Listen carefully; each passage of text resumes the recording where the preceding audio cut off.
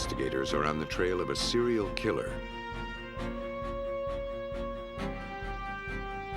who's leaving behind a series of almost invisible clues.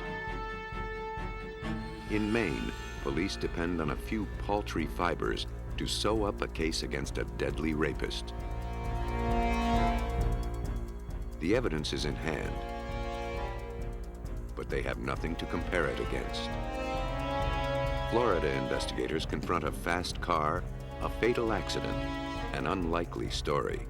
Can forensic scientists use fibers from the crash scene to find out what really happened? Tiny filaments, practically invisible to the naked eye, are the key to solving these crimes. In the lab, scientists can weave the truth from the shreds of evidence.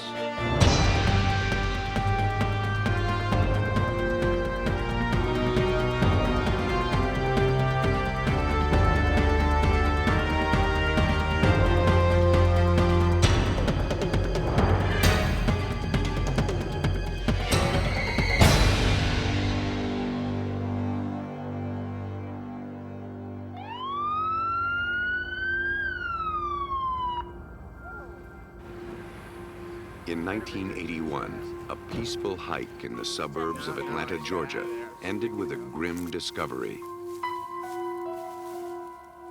The body of a young man was lying at the edge of a field. For Atlanta police, it was the kind of scene that was becoming all too familiar. For 21 months, more than 24 bodies had turned up in fields, empty lots, and less traveled roads. The victims were young African-American males. Some were children. Most were strangled. At first, the crimes were investigated routinely. But as the murder count climbed, it became clear a serial killer was on the loose. He would leave few clues in his deadly wake. Parents of the victims demanded answers. And as more bodies turned up, police assembled a task force to find a link among the murders and to trace every clue. But the murders continued. Lawmen from the surrounding area joined citizens, even psychics, in the search for victims and their killer. A reward fund reached $100,000, but no one came forward to claim it. Racial tensions grew as panic gripped this southern city. Assuming the crimes were racially motivated, police looked for a white male, and the outcry for justice in the African-American community grew deafening. As the death toll climbed past 20, investigators hoped it was only a matter of time before they caught the killer. But time was their enemy, and they had few clues. At the Georgia Bureau of Investigation, microanalyst Larry Peterson set his sights on the almost invisible clues known as trace evidence. I began applying more or less full-time efforts into looking at the cases individually and also comparing them to see if they were related.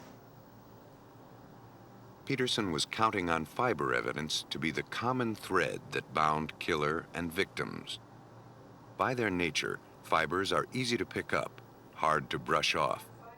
They provide a nearly invisible record of every place a person visits. By the same token, every victim was literally covered in hundreds of fibers, most of them meaningless.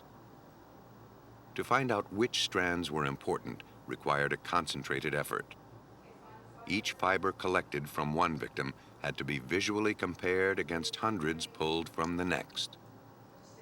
Multiply that by 20 victims, and investigators were examining hundreds of thousands of fibers.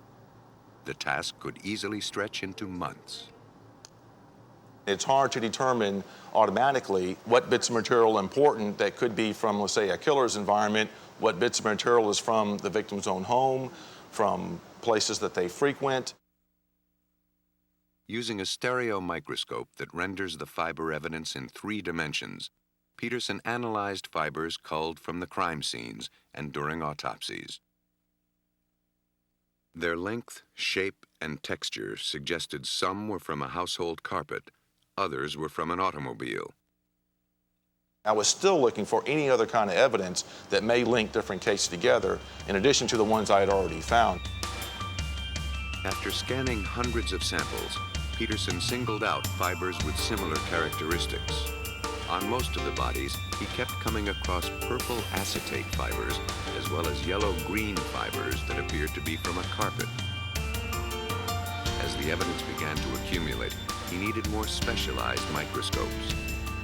To see if they were from the same source, he placed the carpet fibers on a high-magnification comparison microscope. It allowed him to compare the fibers side by side. Their colors and shapes matched. Peterson was encouraged. Perhaps that was the link he needed. He now had proof that all the victims were connected in some way, and that they were probably killed by the same person. If he could figure out where the fibers came from, he could catch the killer. Fortunately, the fiber had an unusual structure. If he could locate its manufacturer, he'd be that much closer to solving the case. That required comparing the fiber against the hundreds of samples submitted by carpet manufacturers, an interminable and painstaking job that would add more weeks to the investigation. He couldn't do it alone. Hal Dedman, the FBI's master microanalyst, signed on to help. My initial role was to assist the Georgia Crime Laboratory in attempting to identify these fibers, to see if the manufacturer of these fibers could be identified. While the search for the elusive fiber wore on, young men and boys were dying. And Atlanta was scared. As the city's anguish continued, Hyde Post of the Atlanta Journal covered the story. The mood of the city during most of the investigation was a real strong feeling of helplessness. Desperate for leads, Atlanta police canvassed victims' neighborhoods and streets near where bodies were found.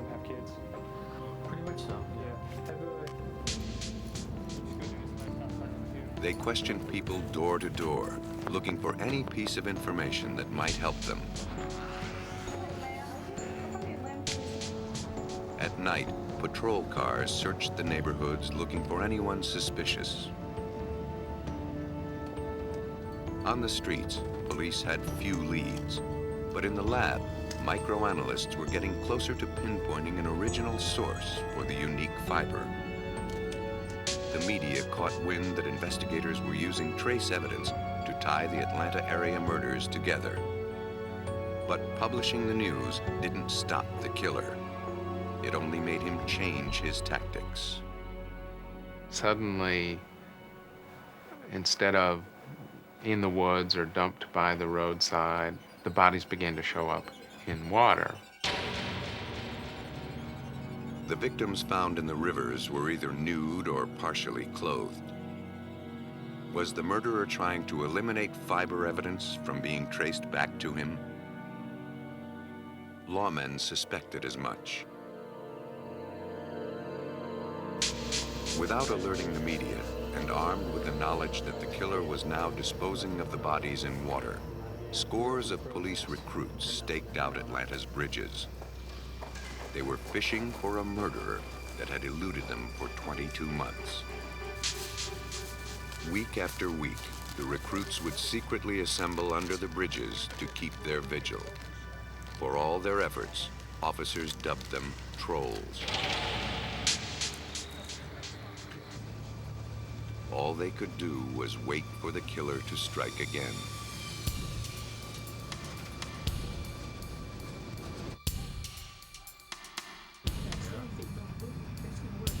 Around 2 a.m. on May 22, 1981, the calm along the Chattahoochee River was broken by a splash in the darkness. The trolls waiting under the James Jackson Parkway Bridge sprang into action to find the cause. But they could not see what made the splash.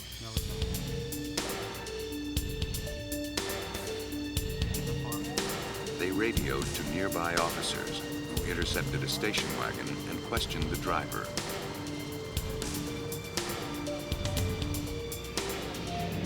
His name was Wayne Bertram Williams, a 23-year-old freelance photographer and self-proclaimed music promoter. Williams didn't fit the assumed profile of the killer. In fact, as a young black man, he was more likely to be a victim. Williams told police he was coming home from a nightclub where he went to hear a new act he was considering signing. As a matter of procedure, police searched his car, then took his name and address and sent him on his way.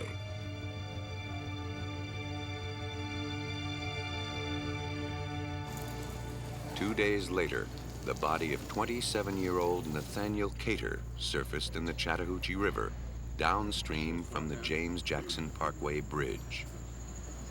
Cater, a black male whom the medical examiners determined had been strangled, fit the profile of the victims murdered in the months before. He'd been dead an estimated 2 days.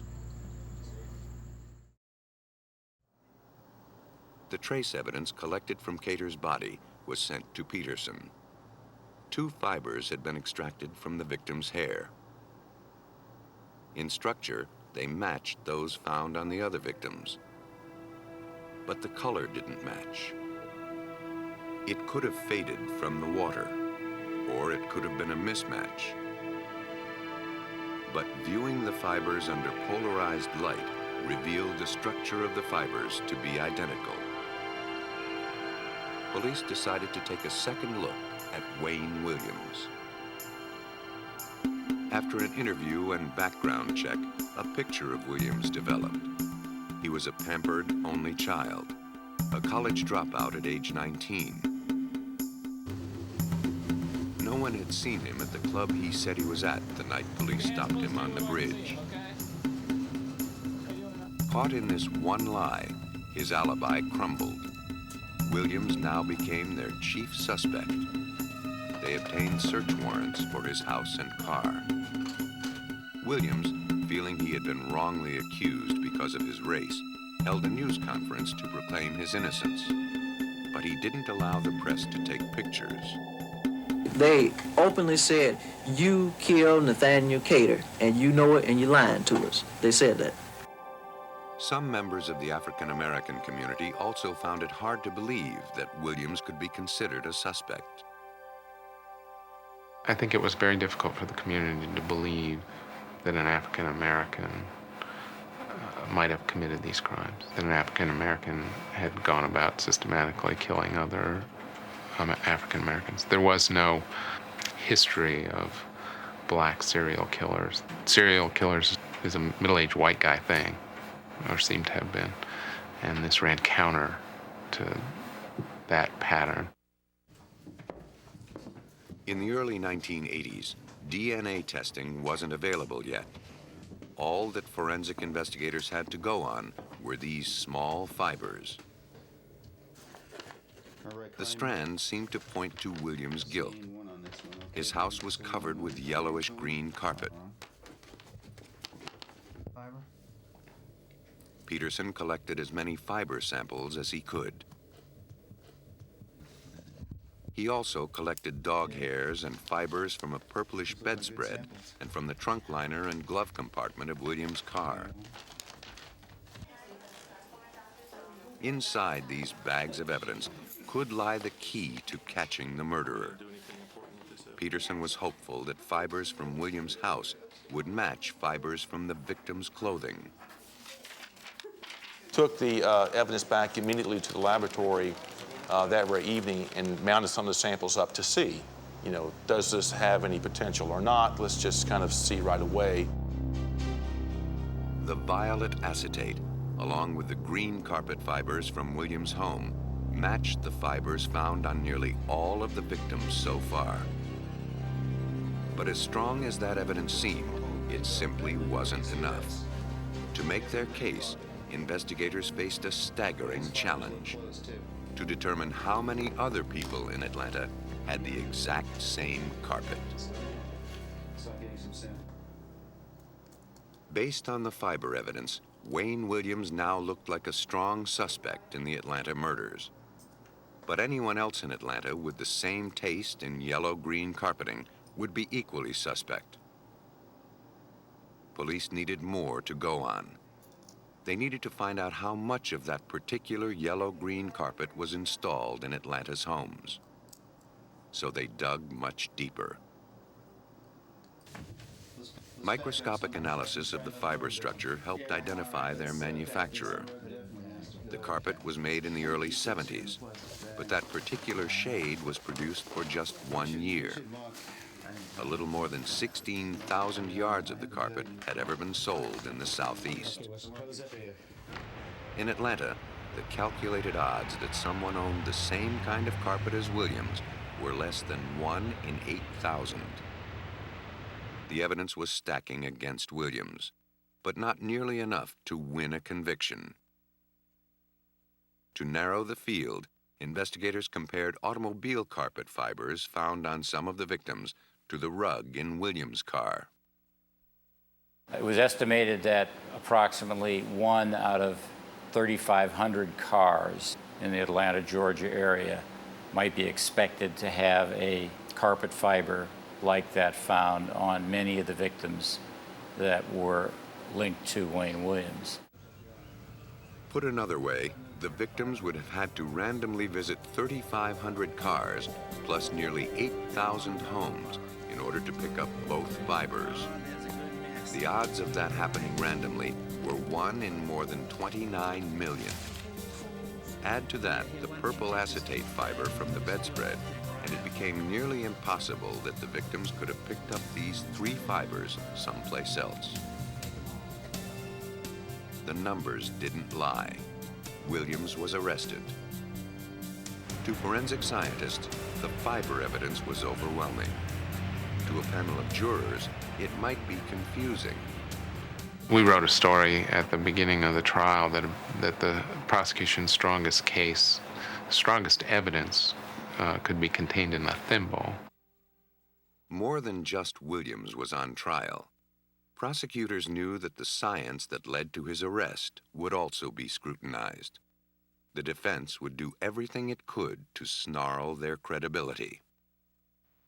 If you do enough searches and you find another environment where there's that same green carpet, what are the odds that there will be an automobile that had the same floorboard carpeting, or that the family would possess the same blanket and bedspread and throw rugs and clothing items? That's really the key. That combination cannot exist. On February 27, 1982, Wayne Williams was found guilty of killing 2 men. The jury deliberated 11 hours. 10 other murders were definitely linked to him during the trial, and the task force closed the books on 27 murder cases between 1978 and 1981, connecting them to Williams on the same fiber evidence. The Wayne Williams case was the first time a crime was solved solely on the basis of fibers.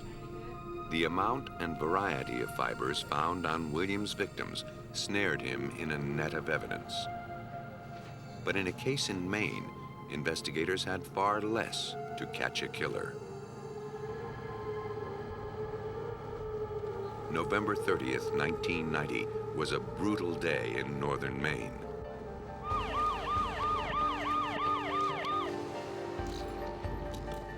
On that day, a worker at the Cummings Concrete Corporation in Alton called police after discovering the body of a young woman.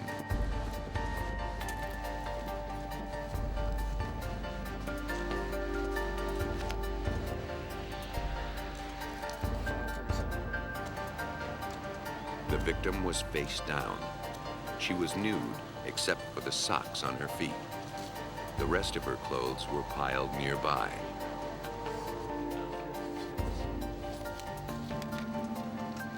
Police on the scene contacted Detective Ed Thorne of the nearby Bangor Police Department. They knew he was working on a month-old missing persons case, and the victim fit the description of the missing woman. The State Police Mobile Crime Lab was called in. Investigators were on the trail of a killer. Potentially important clues like tire tracks or footprints had to be quickly gathered before someone accidentally or intentionally destroyed the evidence. Maine State Police crime scene investigator Craig Hanley supervised collection of evidence. According to Hanley, the very act of arriving on a crime scene can compromise the minute evidence. If the crime scene is not properly secured, we end up with contamination or inadvertent contamination, sometimes by the officers themselves. It's very important for us to interview the first responders and to find out exactly where they walked, what they touched, what they moved, and what they removed. And if they've done the job properly, they should have everything noted so they can explain this to us. There's nothing better than for a crime scene investigator to arrive on the scene and find it in a very good condition. The scene's original condition was recorded on film, and notes were jotted down on paper. Soil samples and debris were collected. In a case that might hinge on microscopic evidence, there was no way of knowing what might become important. Investigators had two questions before them. Who was the victim, and who killed her? The body was taken to the medical examiner's office, where an autopsy was performed and a positive ID could be made. Her clothing and physical features matched those of 18-year-old Lisa Garland, the missing woman that Thorne had been searching for. She had been reported missing 1 month earlier. The medical examiner later confirmed her identification through fingerprints. Garland was last seen around 1 a.m. on October 27th, leaving the convenience store where she worked. She lived only a short distance away. Bangor Police Detective Ed Thorne had reason to believe that Garland arrived at her apartment after she left the store. What happened then is an open question. From there, she would have walked or got a ride down to her residence, which is approximately 150 yards from the store. We know she arrived because her pocketbook, her keys to the house, some money, and all her belongings were there. The keys and valuables found in her house led police to believe that she had not left on her own. After a month, Detective Thorne and his colleague Bob Cameron saw their missing persons case turned into a homicide. The autopsy revealed the victim had been raped and killed by a blunt force to her head. Most of her internal organs were intact, preserved by the cool weather. At the Maine State Crime Laboratory, forensic chemist Chris Montagna analyzed trace evidence collected from the crime scene. Most notably, the socks the victim was wearing at the time of her death. He was hoping they would hold some small clue to the killer's identity. We knew that one of the key pieces of evidence that we're going to be looking at are these socks. I began to process the socks simply by doing a visual examination, seeing what I could find, if there was any hairs or fibers, grass, anything that might be from the environment of the perpetrator. He found maroon fibers. Experience told him they were from the carpet of an automobile. In terms of clues, it wasn't much. But Montagna felt the entire case could hang by this one thread of evidence. In July 1991, a 15-year-old girl was riding her bike on a lonely road in York, Maine, more than 200 miles south of Bangor. A car slowly approached and forced her off the road. She fell into the grassy embankment. The driver got out of the car and dragged the girl into the woods. There, he raped her, stabbed her, and left her for dead. Amazingly, she survived. After her attacker left, she found her way to a neighbor's house where she called for help. At the York Police Department, she picked out her attacker from the mugshot file. The suspect was a convicted rapist named David Fleming, who had been released from prison just 9 months earlier. In a state as quiet as Maine, news of violent crime spreads fast. After months of chasing dead-end leads to find Lisa Garland's killer, Detective Thorne heard about the violent rape in York. Bangor police became interested in David Fleming. Just maybe he had something to do with Lisa Garland's death. In York, DNA taken from the rape victim matched Fleming's DNA. Fleming pleaded guilty to raping and assaulting the young woman in York. He was sentenced to 80 years. The Lisa Garland murder case was still open. Bangor detectives believed that if they could match Fleming's DNA to samples collected at the crime scene, they'd have their man. But the DNA would have to wait. In the early 1990s, DNA testing could take months. Today, it takes weeks.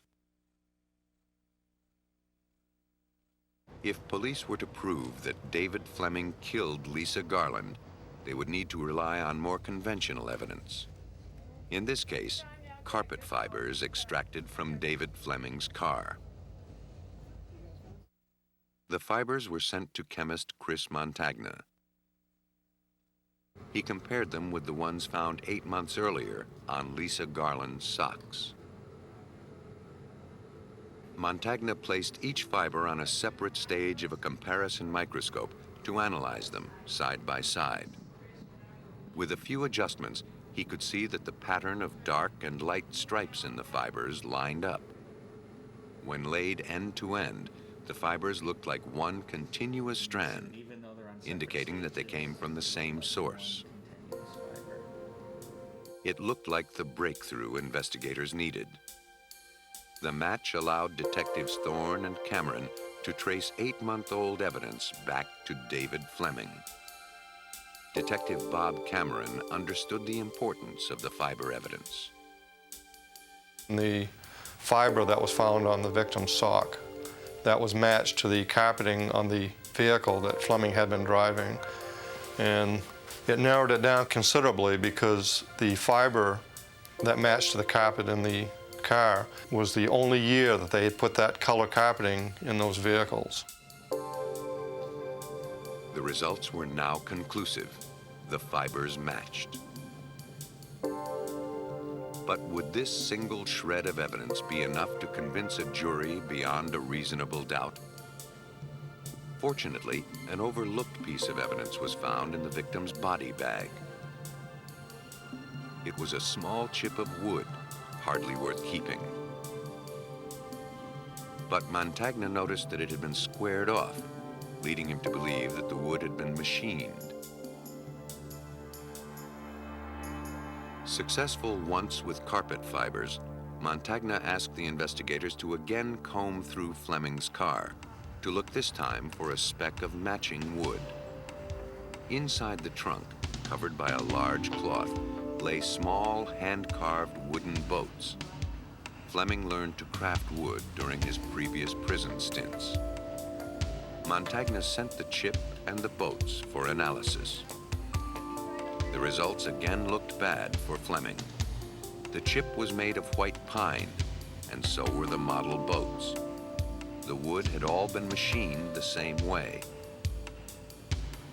Now there were two strong reasons to link Fleming to Lisa Garland. The fiber evidence and the wood chip showed that Garland was in Fleming's car. But none of this evidence proved that he raped and murdered her. Establishing that Fleming killed her would be much more difficult. He appeared to have an airtight alibi. Around the same time Lisa Garland disappeared, he was in the hospital with serious injuries. Lisa Garland was last seen alive when she finished her shift at the convenience store in Bangor around 1 a.m. on October 27th. At around 6 a.m. that same day, David Fleming was involved in a car accident that left him hospitalized for 2 weeks. Fiber evidence showed that Garland was in Fleming's car. But to prove he was her killer, detectives had to pinpoint exactly when she could have been there. Fleming would have had 2 chances to abduct Garland. The first was in the 5 hours between the time she disappeared and the time he had his accident. The second was the 2-week period between Fleming's release from the hospital and when Garland's body was found. An examination revealed that she was killed shortly after she was raped, but the cold weather had preserved her body and made it impossible to determine how long she'd been dead. Police knew she could not have been in Fleming's car while he was in the hospital and the car was being repaired. So if they could prove she was dead before Fleming was hospitalized, it would mean that Fleming was her killer. Police needed some way of narrowing the time frame. Bangor police learned that an aerial photo of the crime scene was taken 2 weeks before the victim's body was found. While examining the photos, investigators made a startling discovery. At first, it was blurry and indistinct, but an enlargement brought it into focus. There, in the pit, lay the body of Lisa Garland. Here was photographic proof that the victim was dead before Fleming was hospitalized. That meant she must have been in his car before his accident. The fiber had placed Garland in Fleming's car. The photograph established the time of death. All indications pointed to Fleming as the killer. Detectives Thorne and Cameron felt they now had all the evidence they needed to win a conviction. Then came the clincher. The analysis of the DNA from the crime scene came back from the lab. The DNA test was done at the FBI lab, and the results were that Fleming was definitely a match. At the trial, the events of that night were reconstructed by the prosecution, based on police speculation. Lisa Garland did make it home just after 1 o'clock in the morning on October 27th. David Fleming had followed her from the store. As she walked into her apartment, she forgot to lock the door behind her, a simple mistake that would prove fatal. David Fleming saw his opportunity.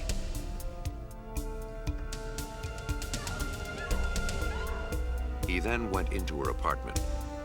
It's not clear where he committed the crime, but fiber evidence proved that Garland's body was in Fleming's Delta 88 before he dumped it by the sand pit in the town of Alton. Fleming then returned home, where his girlfriend remembered him walking in around 3 o'clock in the morning. She recalled him not sleeping soundly and leaving around 5 a.m.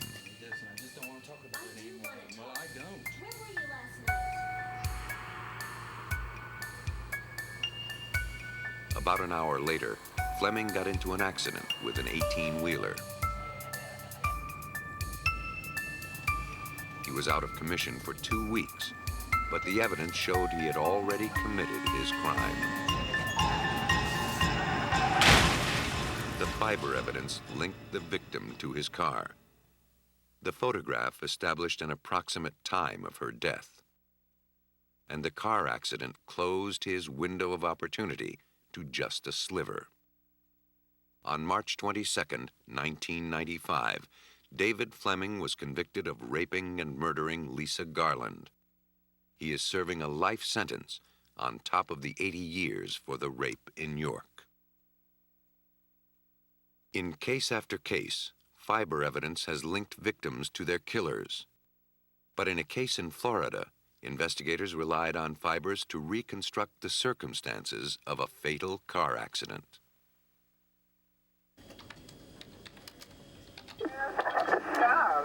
911 was emergency.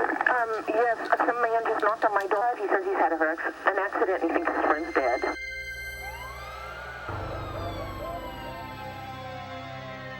On a road in Tallahassee, Florida in 1994, a mild October evening turned terribly tragic.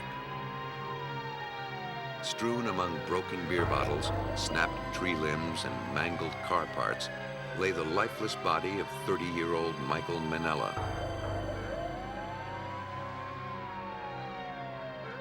A second victim, named Curtis Davison, was able to summon help before returning to the scene and collapsing. As paramedics treated Davison, Tallahassee police sized up the scene of the fatal accident. For crash investigators, time is even more critical than at a homicide investigation.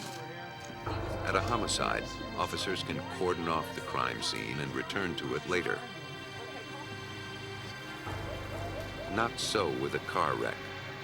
Officers get just one chance to collect evidence. Traffic must return to normal as soon as possible.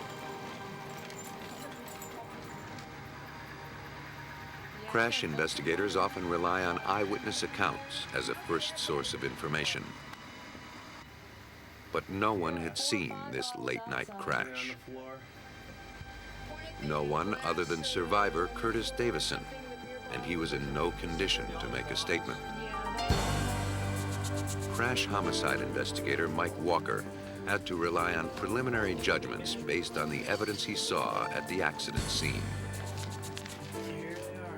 And what really struck me immediately was the passenger side of the vehicle was totally destroyed. The passenger door was nearly torn off the vehicle. We had an intact driver's side of the vehicle. To Walker, that meant the passenger of the car would have sustained the most severe injuries. It was doubtful he could have survived, let alone walk away from the crash. But Davison told police he was the passenger. By some fluke, that may have been true. But could it be possible that Davison was lying to avoid being prosecuted for his friend's death? It was Walker's job to find out the truth. Investigators questioned anyone who might have seen the men before the crash. Witnesses told police that the two met at a local bar after work, where they had several drinks. They were then seen in another bar later that evening. Around 1 a.m., they left the bar and drove off together. But no one saw them get into the car. Without any witness, the detectives would have to rely on forensics to tell them who was driving. They first had to determine all they could about the crash and what factors were involved, like how fast the car was traveling. Returning to the crime scene the next morning, Walker and his partner, David Folsom, found the clues they needed. The 300ZX suspect vehicle was traveling northbound on this road. As it rounded the curve, he began to lose control. The driver turned the wheel to follow the curve, but the car's inertia kept it moving forward. As it left the road, it began to spin. Then it hit a tree. The vehicle continued sliding sideways, striking another tree. As it struck the other tree, it went airborne approximately 40 feet, landing back in the road. When a fast-moving vehicle changes direction, the tires slide sideways, leaving scuff marks on the road.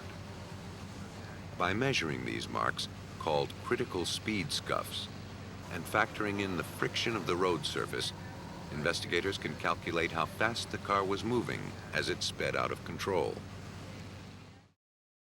The measurements from the critical speed scuff indicated that the vehicle was traveling at 89 to 96 miles per hour.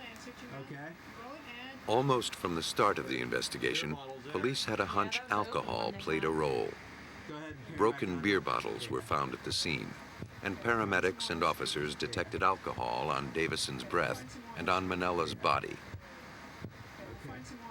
If Davison was the driver, and was under the influence at the time, investigators needed to test his blood alcohol level, and quickly. A blood sample was taken within 2 hours of the crash. So what time did you start? It's very important that once we establish that there's suspicion that he is the driver of a vehicle, then we have to obtain a blood sample because alcohol dissipates from the system. Walker and Folsom ordered the blood work that morning. The sample was taken to the Florida Department of Law Enforcement Crime Lab to determine its alcohol level. First, the analyst takes a carefully measured portion of the blood she wants to test and places it into a clean, labeled vial. The alcohol in the blood is volatile.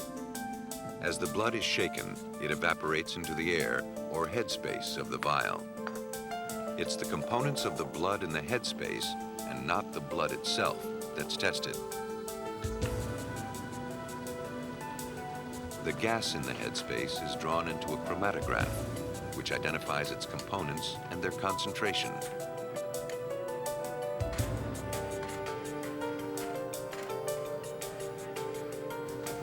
The computer looks specifically for alcohol in the blood gases. In 10 minutes, it provides a reading. The results showed Davison's blood alcohol level at 0.04, safely below Florida's legal limit. But that was the level when his blood was drawn at the hospital, not the level he had at the time of the accident. Because alcohol dissipates from the bloodstream at a consistent rate, the analyst can calculate what the level was 2 hours earlier when the accident occurred. Davison's level at the time of the crash was estimated to be between 0.06 and 0.08. In Florida, a level as low as 0.051 can be considered driving under the influence. But investigators still had to prove that he was behind the wheel.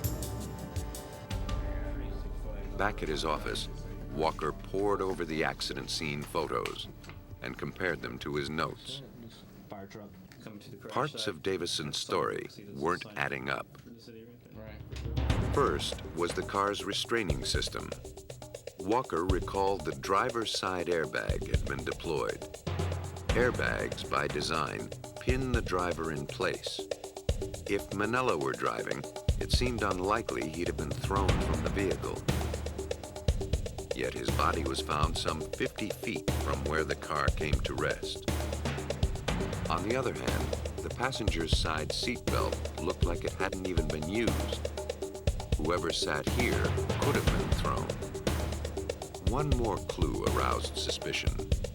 A bloody handprint on the outside of the driver's side door. It was too smudged to read, but it seemed likely it was made when the driver exited the car after the accident. But according to Folsom, the evidence could be misleading. Now, traditionally, we cannot say that just because there's a bloody handprint that someone driving that car put it there, because there's such thing as scene contamination. One of the rescue personnel or one of the police officers could have done it. But it was enough to spur suspicion as to who was actually the driver, the deceased or the survivor. By themselves, the evidence of a bloody handprint, minor injuries, and an unused seatbelt meant very little. Taken together, they created serious doubt about Davison's story. Davison, however, was sticking to it, insisting that he was the passenger. The definitive version of the tale would be told in the lab. Investigators faced no shortage of clues about the car crash that claimed a man's life. The trick was to make sense of them. Crash investigator Mike Walker had the wreck towed to a secure impound facility for analysis. Ward Schwob is an analyst at the Department of Law Enforcement lab. One of the parts of my job as a crime scene analyst is to to go and examine a vehicle without any outside influences. A lot of the times I'll go and look at the vehicle itself and try not to learn any of the particulars about the case. I'll take an objective view of the vehicle, see what I can determine, see what the evidence tells me. To piece together the particulars, he began with the driver's side seatbelt, fastening it in a position as if someone were wearing it. He noticed spots on the seatbelt near the door. They tested positive for human blood. That indicated the seatbelt was probably worn at the time of the crash. It also meant that whoever wore it was probably not ejected from the car. Signs again pointed to Davison. The evidence was suggestive, but slippery. Even if the blood proved to be Davison's, the defense could argue that it could have spattered onto the belt while the car was spinning, or that Davison could have bled on it after the crash as he staggered around the car. To seal this case, investigators needed to find evidence that fit 3 criteria. First, the evidence could be left only at the moment of impact. Second, it had to be unique to the individual who left it. And third, it had to prove where that person was sitting in the car. Investigators depended on fibers to meet those criteria, and they depended on Regional Crime Lab microanalyst Paula Sauer to read them. Detectives Walker and Folsom gave Sauer several pieces of material evidence collected from the accident scene, including a dashboard with 2 dents in it and clothing worn by the victims. The dents in the dash were on the passenger's side. It was presumed they were caused by contact with the passenger's knees. Remarkably, the force of the crash created so much frictional heat that woven patterns and fibers were actually melted into the vinyl. There were fibers, numerous fibers embedded in the dashboard area that would be directly in front of the passenger seat. These fibers were microscopically consistent with the fibers composing Manella's pants. The evidence seemed to indicate that Manella was in the passenger's seat. But Sauer wouldn't stop there. She scrutinized every piece of evidence to be certain her results were consistent. She turned her attention to strands of human hair and synthetic fibers gathered from the cracks of the passenger side of the windshield. Michael Manella wore a hairpiece composed of both human hair and synthetic fibers. If the fibers from his hairpiece matched those in the windshield, it would strengthen the argument that he was the passenger and that Davison, the survivor of the crash, was driving. An inspection of the synthetic hairs using a high-power comparison microscope suggested the fibers in the windshield matched those in Manella's hairpiece. But analyzing these fibers required more than a visual inspection because of the small size of their molecules. To complete her comparison, Sauer used an instrument called a Fourier Transform Infrared Spectrometer, or FTIR. It is an instrument that is used to determine the generic class of synthetic fibers. By generic class, I mean whether it's nylon, polyester, acrylic, and this technique is very effective in that manner because it's actually looking at the molecules that are making up those fibers, so it can give you an exact identification. The characteristics of both fibers were displayed on a computer. The red lines represent fibers from the hairpiece. The green lines represent fibers pulled from the windshield. In every way, they were identical. So far, all indications were that Manella was in the passenger seat. If that were true, it meant Davison would have left his mark in the area of the driver's seat, most likely on the airbag, which would have deployed at over 100 miles per hour.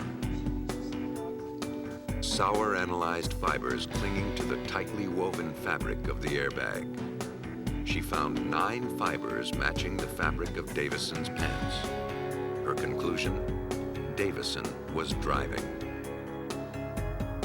Paula Sauer used her sophisticated optics to put the accident scene into focus. Not only had she placed Manella in the passenger seat, but also determined that Davison was the driver. The evidence was handed over to the state's attorney, who showed in court that Davison lied about the events that unfolded in the early morning hours of October 6, 1994.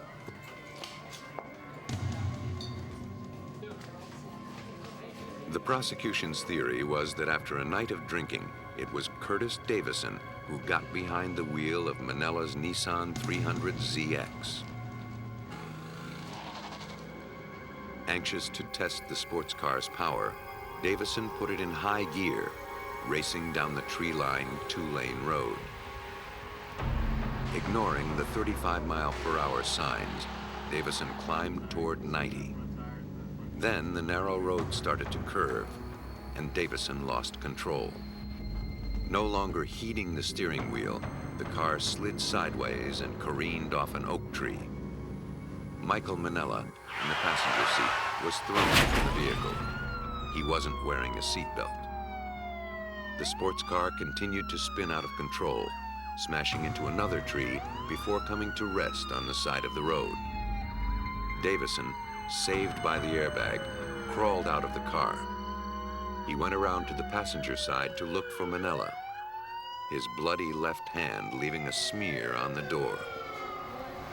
Manella was dead in the road. Davison went for help. A Tallahassee jury took just 10 minutes to find Davison guilty of manslaughter by culpable negligence. He was sentenced to 7 years. The analysis of tiny fibers, traces of evidence found in ordinary items, turned the tables on 3 men who denied any involvement in their respective crimes.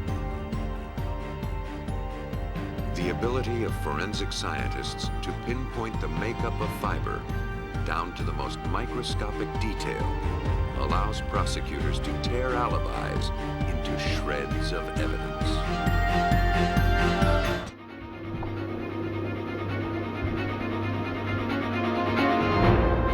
A tourist town becomes a death trap for 3 vacationing women. Investigators must link the suspect to the crime scene, or their case will be dead in the water. During her abduction, a woman is shot on videotape. Can the blurry image help detectives zoom in on her killer?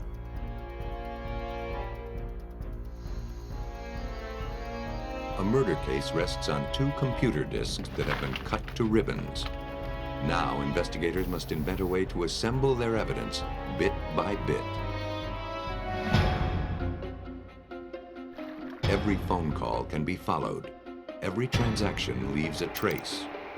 Most of us never give it a second thought. But when a crime occurs, technology becomes an electronic witness.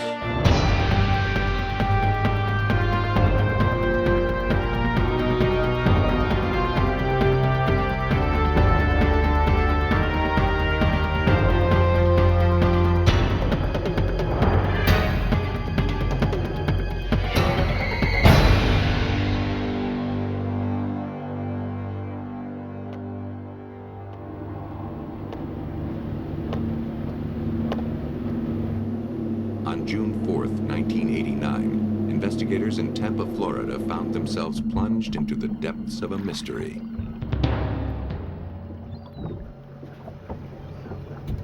At 9:30 in the morning, boaters discovered a body floating in Tampa Bay. Its hands were tied behind its back.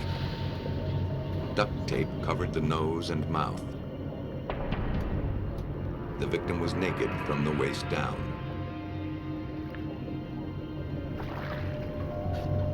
The Coast Guard arrived to recover the body. They cut it free of a weight that dangled below the surface.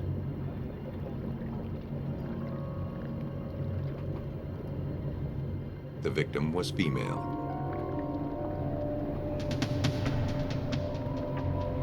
As they carried her to shore, another call came in. A second body had surfaced 7 miles away. Like the first, she was bound and apparently raped. She was also thrown in alive. It was clearly a victim of the same killer. St. Petersburg detective Sindra Cummings worked the case. This body, the second one, also had a yellow nylon rope tied around her neck. There was another female nude from the waist down. The end of the rope around her neck was tied to a 2-cell cement block. Her feet were tied together. Her hands were tied at one point, but we believe she struggled and she was able to get her hands free in the water before she died. The killer hadn't finished. No sooner had the second body been recovered than a third victim surfaced 200 yards away, killed in the same manner. The triple homicide in the water sent out ripples of activity. Police boats scoured Tampa Bay for more victims. Divers descended to the bottom. But no more bodies were found. That was the good news. The bad news was that the killer left no immediate clues. He was still out there, somewhere. Whoever killed these women had to be some kind of a monster. The autopsy revealed the 3 women had been dead between 2 and 3 days, giving their killer ample time to flee. Each died from lack of oxygen, either from the tape across their noses and mouths, the rope around their necks, or by drowning. The horror of the crime was compounded by the anonymity of the victims. In a tourist spot like Tampa, people come and go every day. The victims could have come from anywhere. The case was heavily publicized, hoping that someone who knew the victims would come forward. Hundreds of leads poured in. 60 detectives were assigned to follow up. Not one lead panned out. Meanwhile, 1,100 miles away in Van Wert County, Ohio, a dairy farmer named Hal Rogers grew anxious.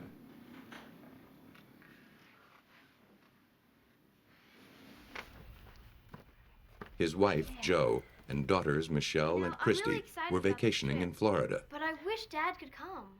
Why can't he? It was their first time off the farm. You know someone's got to stay on The girls had never been to the ocean before and were very excited. But Hal couldn't escape his obligations at the farm and had to send his family without him. Their last postcard was dated 11 days earlier, and they hadn't called in a week. He knew something was wrong. While Hal Rogers contemplated a trip to Florida to look for his family, a maid at a Tampa hotel had suspicions of her own. For 7 days, she returned to the same room to clean it, but found that the occupants hadn't slept in the beds or even opened a bar of soap. I never saw anybody. Nobody at all. The publicity surrounding the murdered women was fresh in her mind.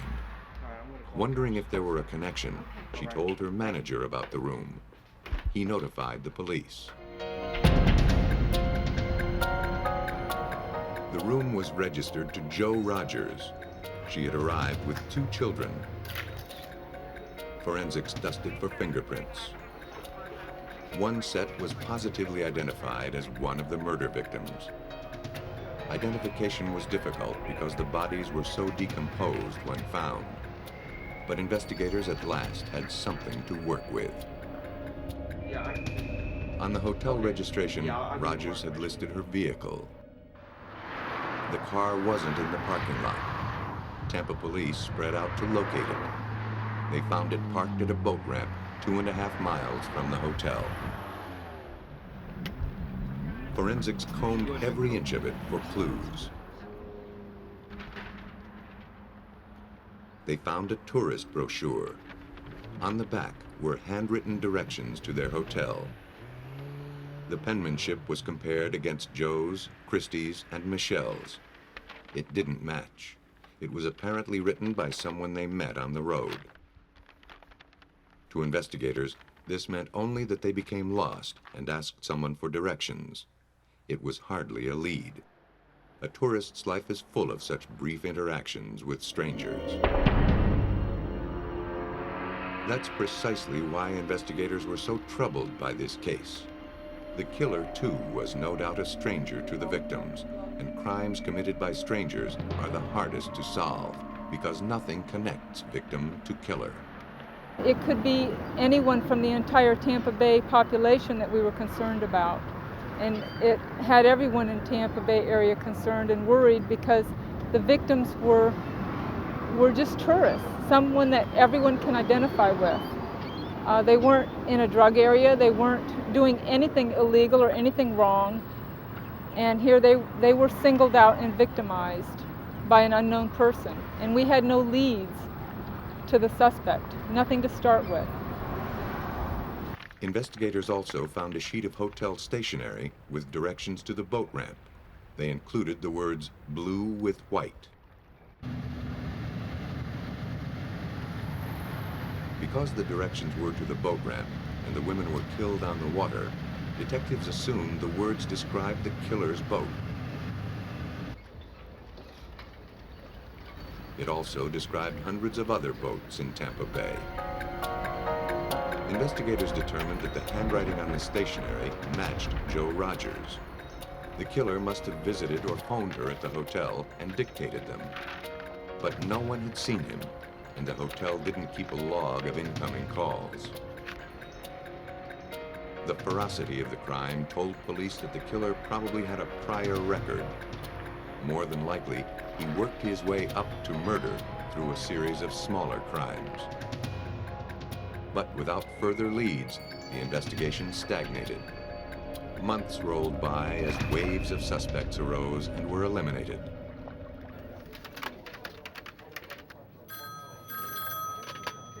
In October, 4 months after the murders, investigators received a bulletin about a rape that occurred on a boat at Madeira Beach 2 weeks before the Rogers were killed. The victim was a tourist. Madeira Beach was only 10 miles from the murder scene. Sergeant Glenn Moore says the similarities between this case and the Rogers rape and murder didn't stop there. The suspect in the Madeira Beach case had threatened to use duct tape on the mouth of one of the victim on the Madeira Beach rape case, and that was what was used on our victims. He also threatened this woman with dying. Was it worth dying for?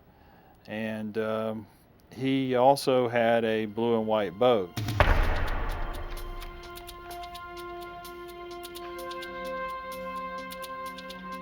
The victim gave police a description of the rapist. His eyes were sunken, very sunken. Besides his blue and white boat, she also remembered that her attacker drove a dark four-wheel drive vehicle with tinted windows. A composite of her attacker's face was published in the papers. Tips flooded in. Months passed as detectives chased every lead that could connect a suspicious stranger to the victims. It came to nothing.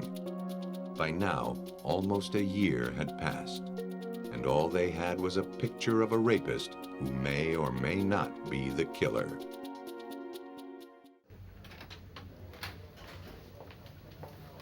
Without any promising leads in the Tampa Bay triple homicide, Sergeant Glenn Moore reviewed the evidence collected so far.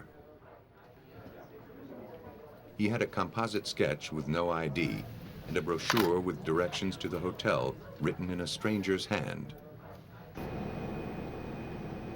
The brochure was taken to the Florida Department of Law Enforcement lab in Tampa and processed to reveal fingerprints.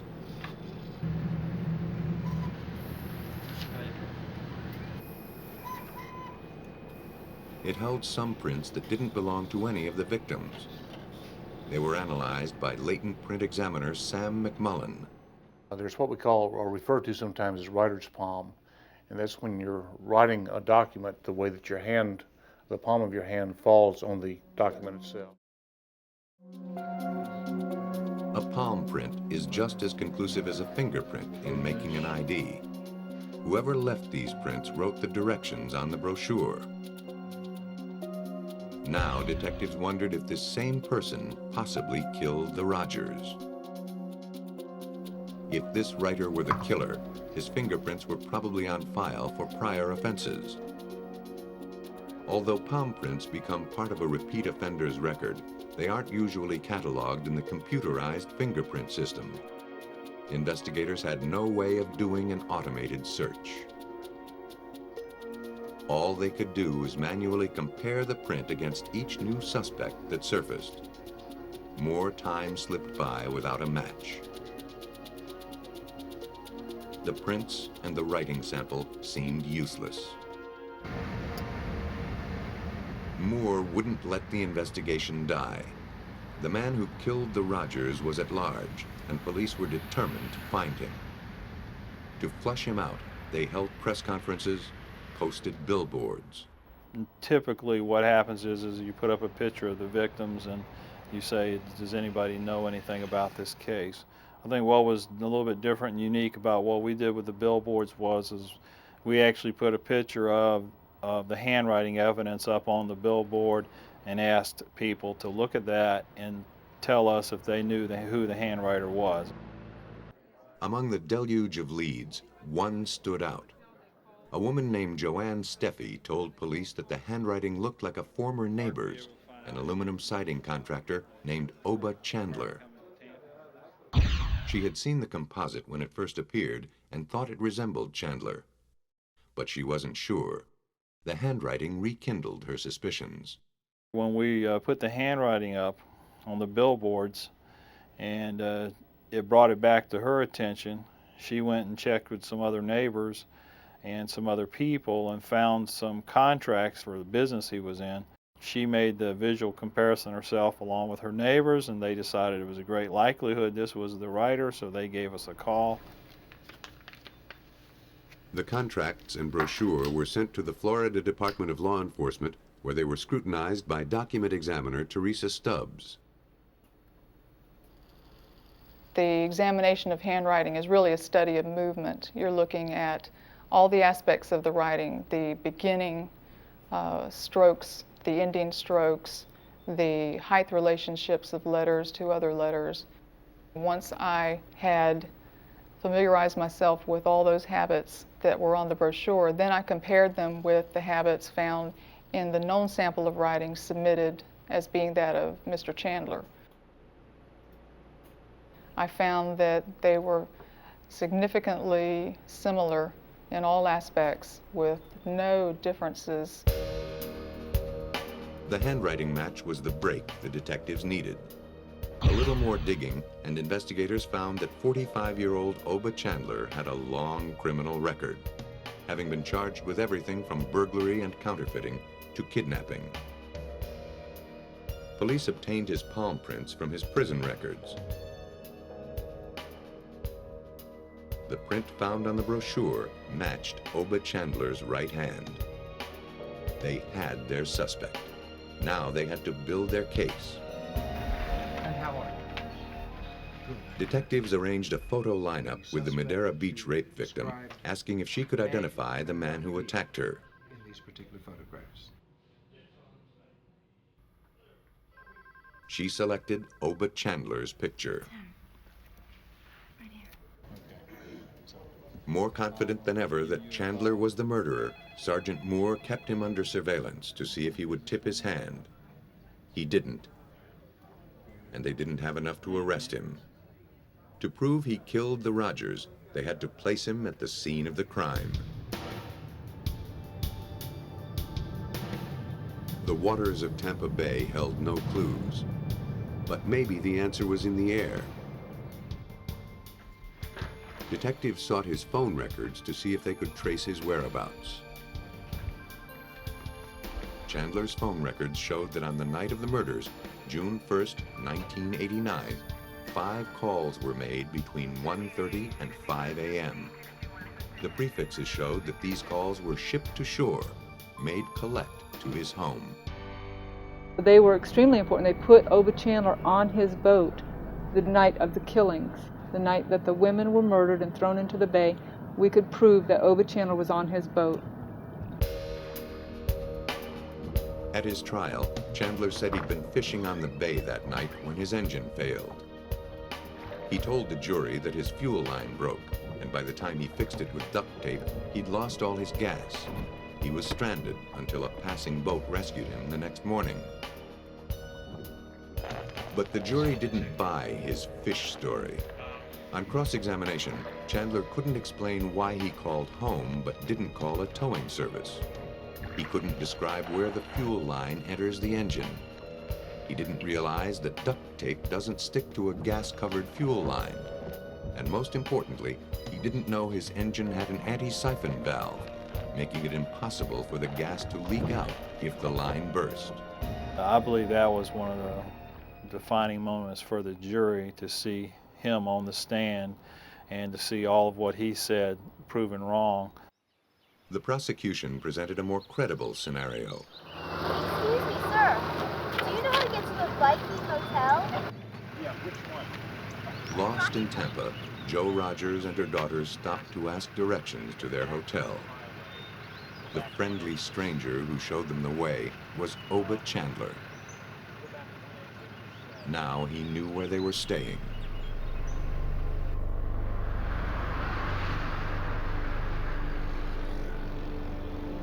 He may have called them shortly after they checked in, inviting them to watch the setting sun from aboard his boat. Jo jotted down the directions, and off they went.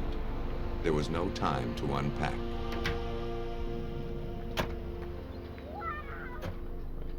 When they arrived at the pier, Chandler was there to greet them. They boarded the boat, never suspecting this was to be their last sunset.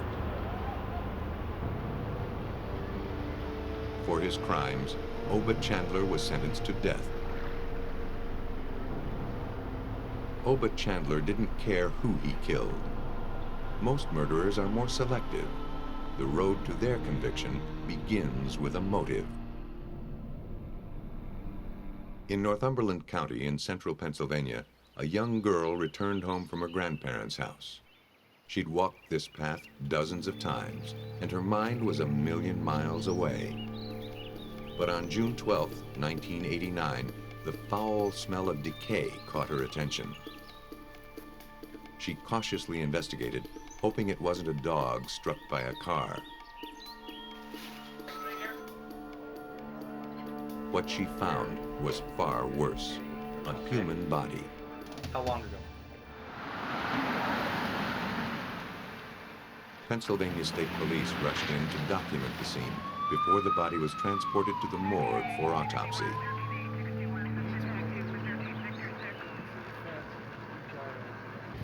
Every homicide investigation begins with 3 questions. Who's the victim? When did the murder take place? And who did it? District Attorney Robert Sakavage, now a district judge, searched for answers. We could not get a quick identification. We had to use scientific techniques. We had to get a forensic odontologist to examine the teeth and so forth for that purpose. Also, we were interested in finding what the time of death was. The warm weather had taken its toll. There wasn't much left to collect. All that the police could tell was that the victim was female. She didn't easily surrender information about her death. Her clothing provided the first clue. County Coroner Richard Ulrich analyzed the remains. The clothing was removed, and upon being removed was displayed and was examined further, and at this point in time it was felt that she suffered repeated stab wounds to the back through the clothing, which indicated blunt force sharp injury. Next, the insect life colonizing the body was examined. The life cycles of flies and beetles can be used to estimate the time of death. The longer a body sits, the more generations of insects it nourishes. It was determined that the victim was killed between 19 and 25 days earlier. The dental records identified the victim as Lori Ocker, who had disappeared 19 days before, on May 24th. Lori Ocker and her son had moved back in with her parents after separating from her husband. You know, She was last seen leaving home at 3:30 for her job at a pet store in the mall. By 4 o'clock, she hadn't arrived at work. Her boss phoned her home to see where she was. She left for work Her mother was concerned. a half hour ago. She should have been there already. Thinking her car may have broken down, her parents retraced her route. They saw no sign of her until they arrived at the mall. Her car was parked near the entrance, but no trace of Lori was found until her body was recovered 19 days later. For almost 3 weeks, Lori Ocker was considered a missing person. But now her case was turned over to homicide, and attention shifted to finding her killer. Lori's mother told police that Lori had received threats from her estranged husband, Robert Ocker. The couple had been battling over custody of their son. Lori had been so afraid of Robert that she kept a shotgun under her bed for protection. He became the prime suspect. Shortly after Lori disappeared, police had questioned Robert Ocker. He told investigators that he'd been out running errands in his Plymouth Caravelle. He hadn't seen Lori. His parents, questioned later, agreed that he'd been out, but said he'd driven his mother's car, a 1984 Chevy Celebrity. At the time, the inconsistency meant nothing to investigators. Robert may have been lying because he wasn't covered on the Chevy's insurance. To prove Robert's involvement, they'd have to place him at the scene of the abduction.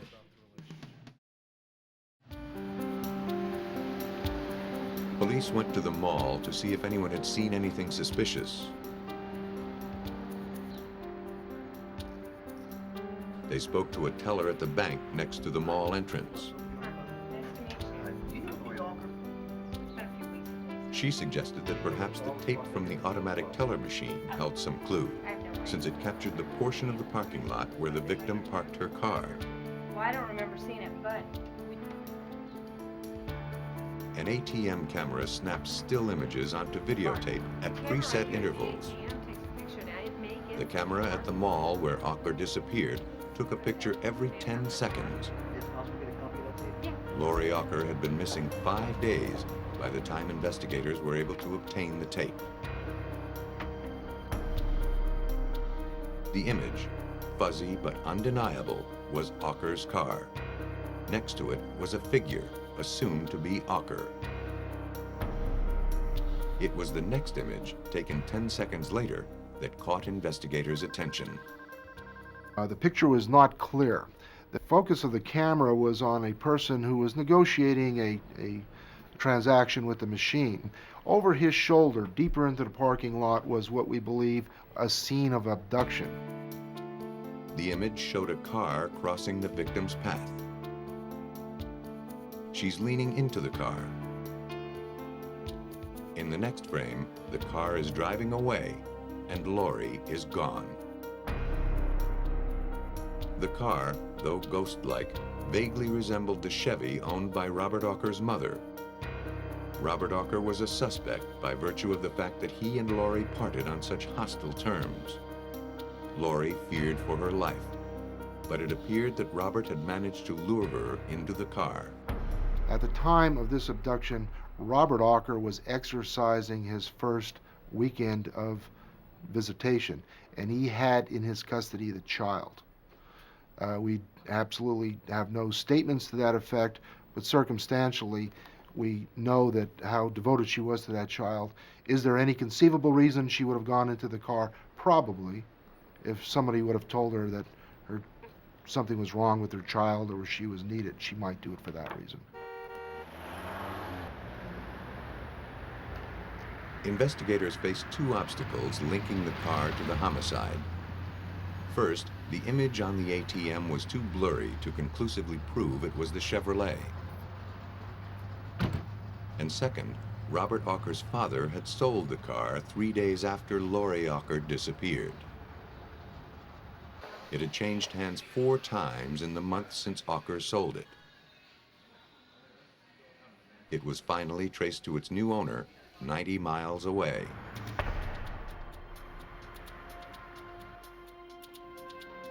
Despite the fact that the car had been thoroughly cleaned prior to sale, the forensics team was able to raise clues from the vehicle. In a door gasket were strands of hair consistent with the victim's. It had pulp on the end, indicating that it didn't just fall out. The question was, why would Lori Auker's hair be there in a car not belonging to Robert Auker, but belonging to the mother? We also had information that she seldom, if ever, was near that vehicle.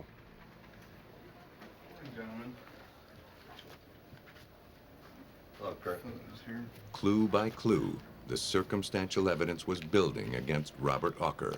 The rear light configuration, this is a much... But investigators knew that the case depended on identifying the vehicle on the tape. Without any witnesses, our main witness in the case was the camera itself. Murder is not a spectator sport. You seldom get eyewitnesses to a murder. Investigators tried the next best thing. They reconstructed the crime using the Auker's Chevy. Any other ATM photographs during the use? They positioned it in the parking lot to approximate the unknown car, and they taped it with the same camera and focus as the ATM image. Then, the two images were compared.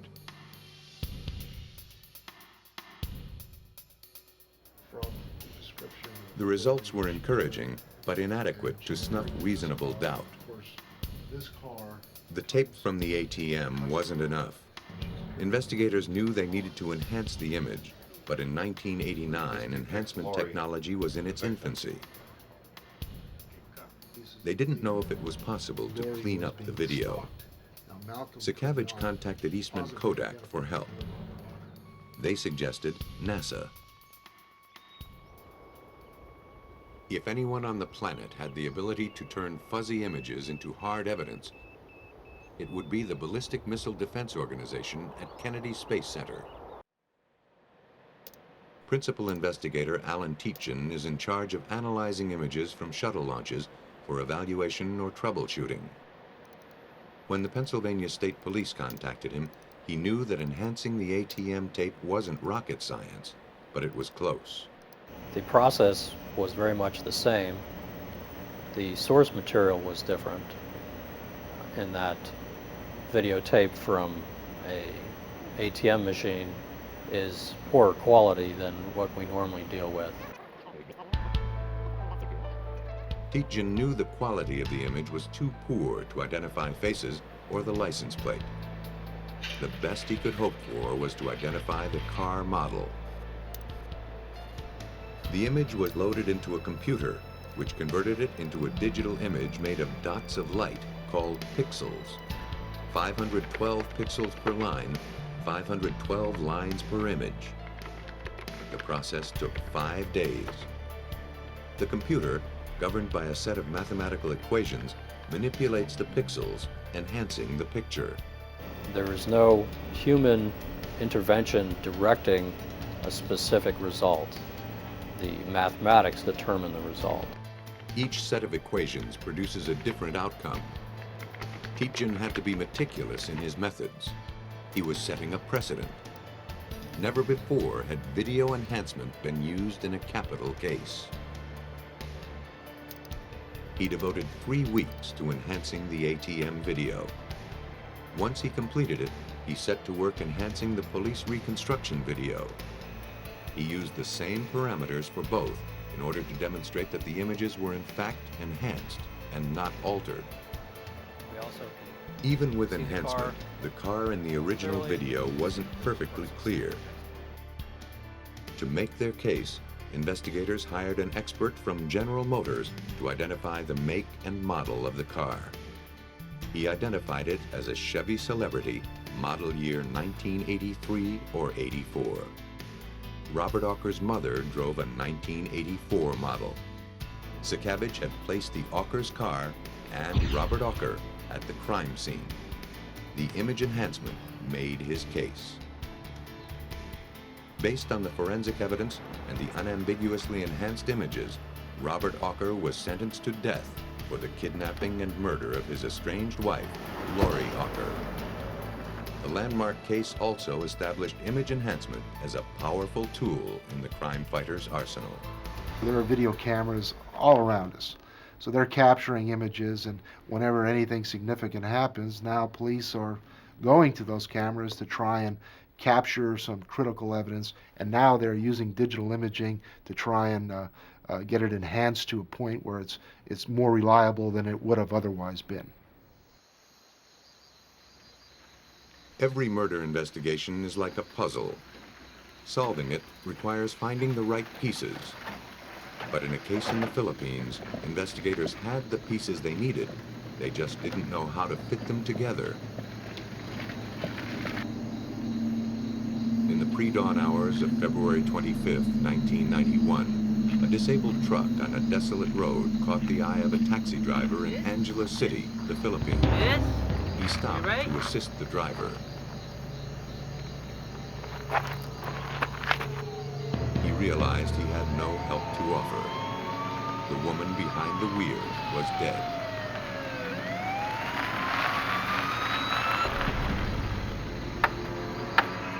When police arrived, the key was still in the ignition. The driver was still strapped into her seat. She was an American. Officials at nearby Clark Air Base were notified. Calling Central, this is Chief Gindon. Pwedeng pakidala dito ng mga pulis para ma-check natin itong babae nito mukhang tiga Clark Air Base. Life on the base is tight-knit. The first investigator on the scene thought he recognized the truck and its driver, a master sergeant's wife named Julie Snodgrass. Tim Davis. Office of Special Investigations Regional Forensic Consultant Lieutenant Colonel Tim Davis was summoned. As we approached the truck, one of the agents came over and said, "Sir, I think it's Julie."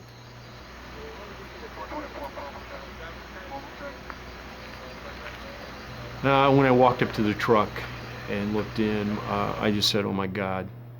And you don't forget those kind of things.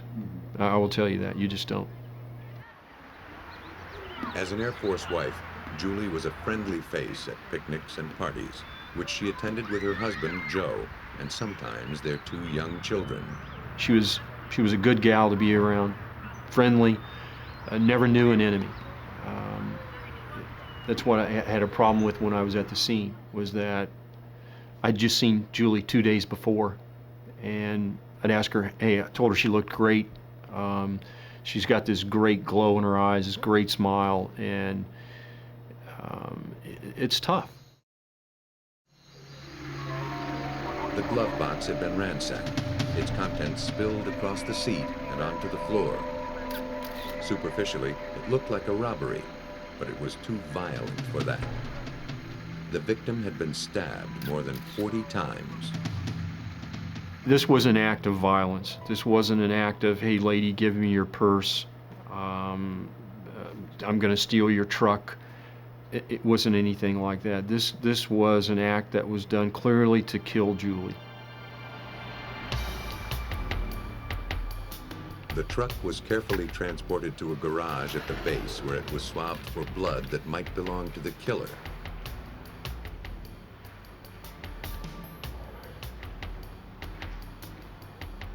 Hair and fibers were also collected.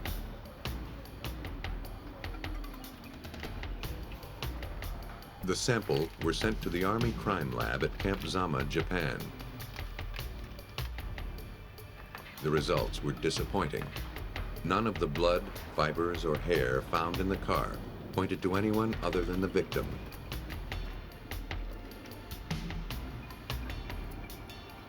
Investigators hoped that more significant clues were still to be found.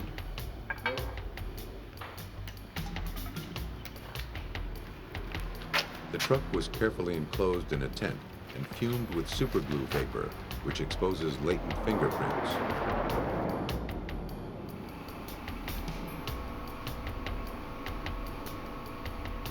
Some partial prints were lifted from the dashboard. They didn't belong to Julie or Joe Snodgrass, but the Philippines had no system to match fingerprints with known felons. It was another dead end. Besides the brutality of the crime, one question kept nagging at Davis. What was the victim doing in that part of town, especially at that hour? If Julie went somewhere, generally it was on base only. Very rarely did Julie ever go off base. The victim's husband, Joe Snodgrass, was questioned about the night of the murder. It was an awkward situation. Joe was in charge of managing all the evidence collected from crimes involving Air Force personnel in the Philippines. Because of his personal connection, the murder of his wife was one case he was not cataloging. Joe, I'd like to ask you a couple of questions. Where were you? Snodgrass told investigators that he and Julie argued.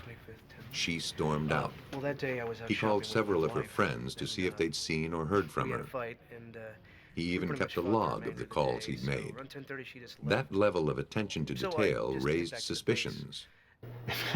If you're watching and you believe in the TV cop stuff, primarily one of the things that a guilty person does is keep a log of the phone calls. So you just think, oh, come on, this is too obvious here. but he actually did.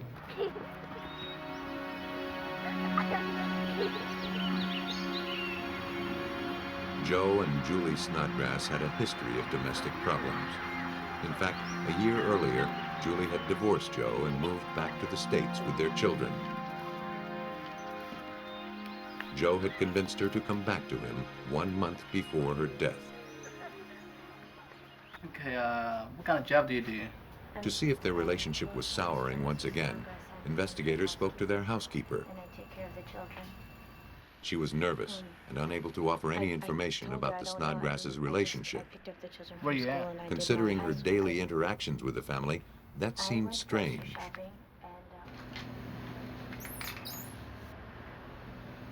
Investigators had no evidence to justify their suspicions about Joe Snodgrass. Then, the housekeeper decided to come clean. So, Lucy, what did you do? Just as the investigation into the murder of Julie Snodgrass was hitting a wall, the timid young housekeeper broke the case open. What did you do with the letter? She admitted to having an affair with Joe Snodgrass. More than that, she told investigators that he had written her a letter asking her to hire her relatives to kill Julie Snodgrass. He asked me to find somebody to kill her. He wanted me to find. She destroyed it. But her word was enough to get a warrant to search Joe's office. Did you get to find your relative? What? Investigators confiscated some handwritten letters and computer floppy disks from his office. Yeah. Keep looking back here. Okay. Then, as a matter of legal procedure, Snodgrass was called in to identify the items collected in order to establish ownership. What's that? When presented with the floppy disks, Snodgrass suddenly lunged forward and pulled something out of his pocket. We heard one of the agents call out he has a weapon, and at that time, a number of agents who were armed ran by us and ran to the interview room. And then it was determined at that point that Joe had a pair of scissors. Snodgrass had concealed a pair of pinking shears. He had grabbed the disc all in basically one motion. This was like flash second stuff. And Joe began to cut the disc up. into pieces. This is evidence. This is not supposed to happen, but it did. The discs obviously contained something incriminating. Could their data be salvaged? Davis wasn't hopeful. I mean, you've taken something that was intact and now it's in 20-some pieces. And in your mind, it's there in a sense becomes 23 more pieces of evidence. How do you deal with it? That was the question of the hour. No one had ever dealt with anything quite like it before. He sent the fragments to the Department of Defense Computer Forensics Laboratory in Washington, D.C.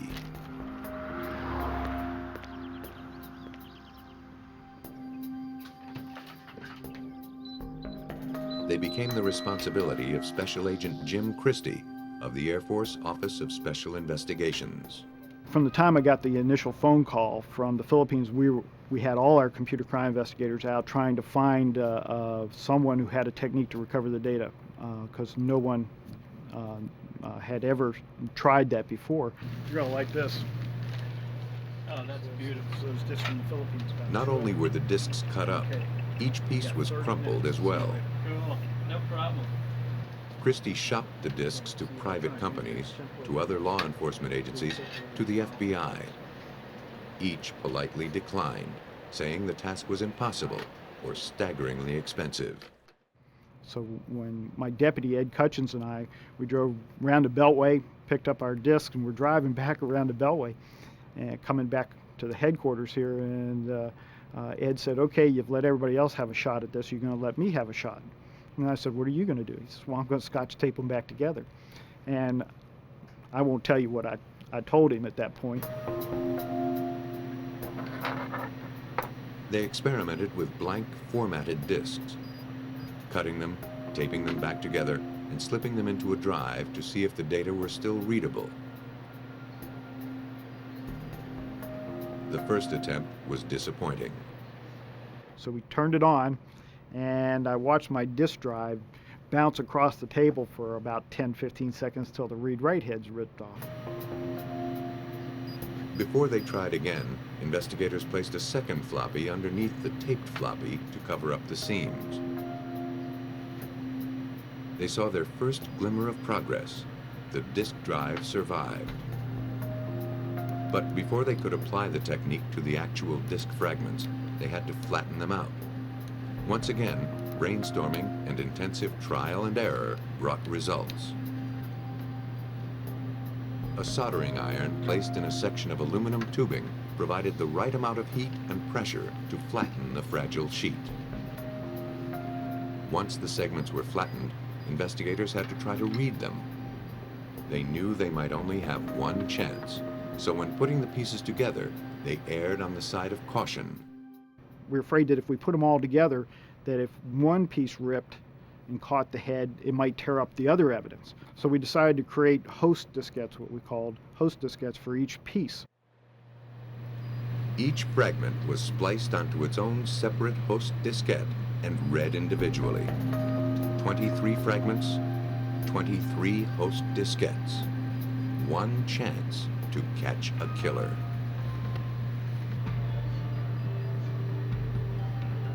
Computer forensics experts in Washington, D.C. puzzled over how to assemble the pieces of the mutilated diskettes in order to solve a murder. Some of the fragments were so small, investigators didn't know how to align them on the disc. These more troublesome pieces were sprayed with a solution called Magna-C. The magnetic spray dries to a powder and reveals the magnetic tracks on the disc fragments. Once the fragment was properly aligned on the host diskette, the powder was brushed away. Finally, came time to read the fragments. To analyze and display the bits and pieces of data, investigators relied on a software package called AnaDisk, developed for law enforcement. AnaDisk kept a trail of the separate segments of data and displayed them on the screen so they could be combined, the pieces, in more ways than one, were falling into place. But the splices still caused problems. Information on a diskette is tightly packed. Whenever the disk drive head hit a splice, it lost contact with the disk and missed large chunks of data. For this high-tech problem, an assistant supplied a low-tech solution. Well, what he did was he just put his finger on the head, just like you would put a penny or a coin on an old photograph if you got stuck. And by putting his finger on it and rereading that sector, the head didn't bounce, and we were able to get more data. Investigators found love letters Snodgrass wrote to his wife and to his mistress, along with letters to his insurance company requesting an increase in Julie Snodgrass's coverage. They also recovered information linking Joe to an elaborate black market scheme. But what they found next was akin to a signed confession. We found a last paragraph of a letter talking about his girlfriend hiring the hitman, him asking his girlfriend to hire hitmen, which she did. It had taken 5 weeks, but the DoD Forensics Lab had achieved what was thought to be impossible. They had resurrected data that enabled a brutal murder to be avenged, and in the process developed a set of procedures for others to follow.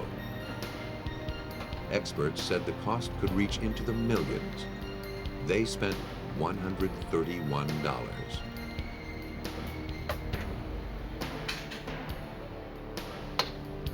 The information they gathered was sent back to Lieutenant Colonel Davis in the Philippines.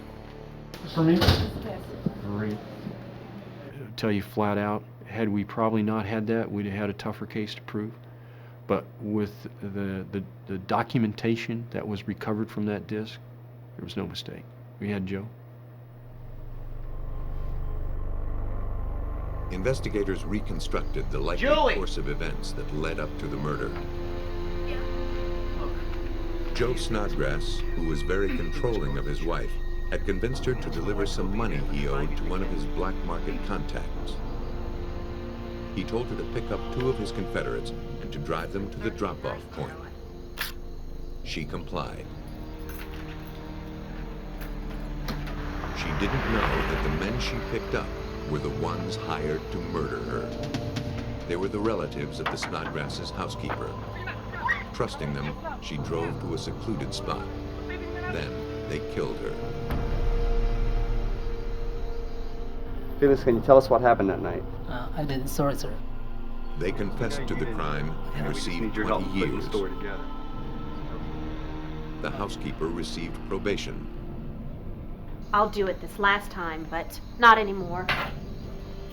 And for masterminding the crime, Joe Snodgrass received life in prison. You never stop and think that you would end up investigating one of your own for murder or being involved in the conspiracy to commit murder. It never crosses your mind, not once.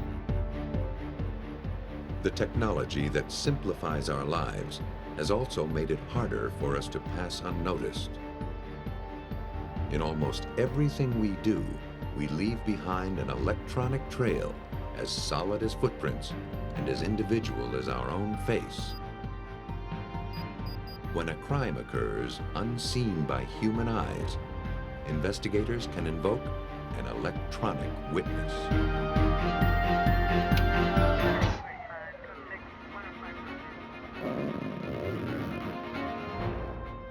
Investigators grapple with the case of a sexual sadist who's leaving behind painfully few clues. Even his victim is anonymous. When a woman steps out of her house and vanishes, detectives find evidence that she's never coming back. With no body, no witnesses, and scant clues, the truth about her fate hangs by a hair. A hideous crime comes to light in a remote river, but all evidence has been washed clean. Investigators have no hope of solving it unless the murderer strikes again. Greed, rage, and revenge provide most killers motivation, but some hunt just for sport. To catch these murderers, investigators must follow a trail of scattered clues.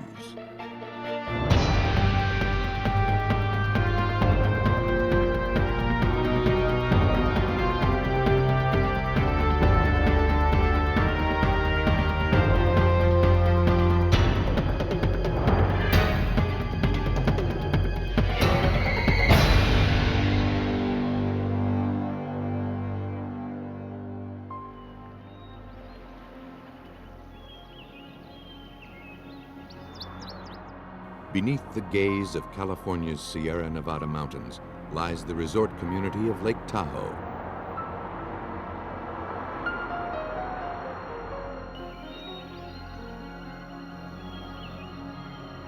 Clean air and majestic forests instill a sense of harmony.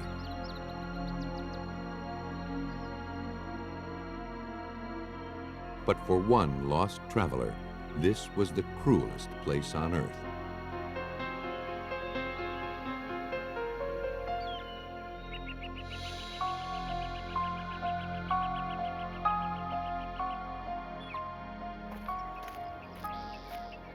On September 17, 1987, investigators from the El Dorado County Sheriff's Department were called to an isolated spot off the side of an abandoned service road.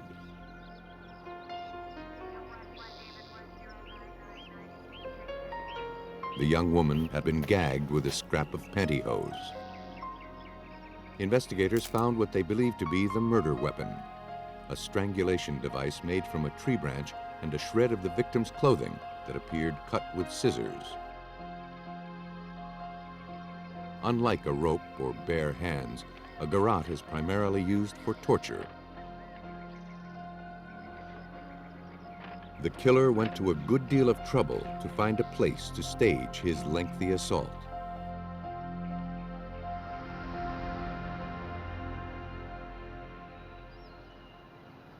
Sergeant Jim Watson was surprised to find a body in such a remote spot. And at that point, it was just a big question mark in my mind. How did she get here? Where did she come from? A lot of unanswered questions at that point, but it was where we started. What they did know was that the killer must have picked this location ahead of time. The remote service road was hard to find, not a place one simply stumbled upon. And it wasn't chosen merely as a place to dump a body. The path was too steep for carrying the victim. The absence of injury to the soles of her feet told detectives that her shoes weren't removed until she was walked down here. Working outward in a spiral pattern, they scoured the ground for additional clues. We began a sweep of the entire area from here up to the highway, which is about a third of a mile. That sweep revealed pieces of clothing that were scattered on various bushes and trees from here up to the main highway. Technicians collected what they believed to be the remains of the victim's outfit: a dress, a pair of underwear, a single shoe, and pantyhose remnants. Not knowing what might be of use later, they also collected a pack of cigarettes and a butane lighter. Some white cord found nearby suggested that the killer restrained his victim before he killed her. Detectives had no clue to the victim's identity, nor any solid leads on her killer. They hoped the medical examiner would give them something they could use.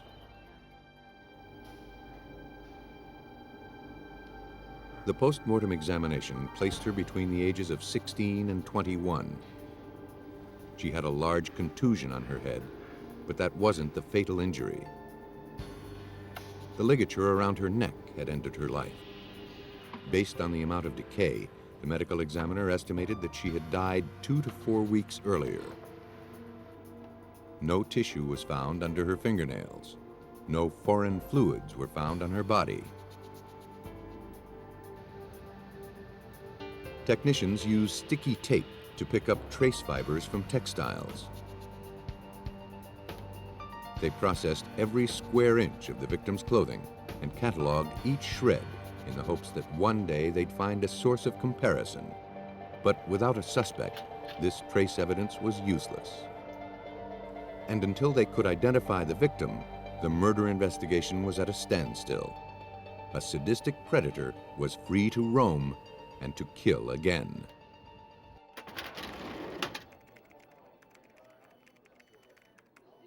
Detectives scoured hundreds of missing persons records, but to no avail.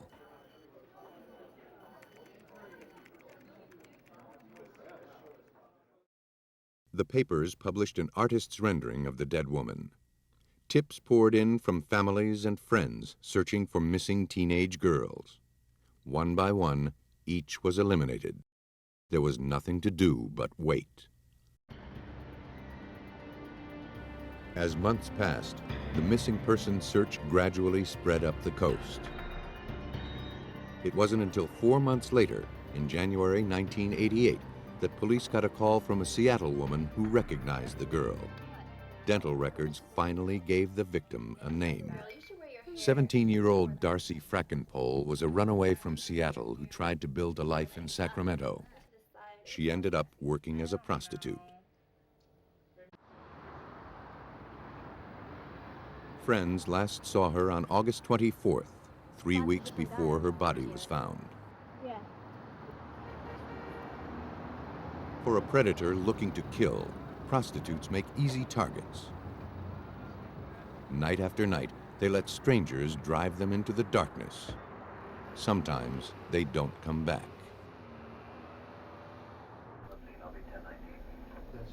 Investigators looked for similar attacks on prostitutes in the Sacramento area. One caught their attention. 3 days before Darcy's body was found, another prostitute had a brutal run-in with a customer. While leaning over to lock the door, the man grabbed her wrists and attempted to handcuff her. But before he managed to subdue her, a police officer cruising in the neighborhood noticed the struggling couple and interceded.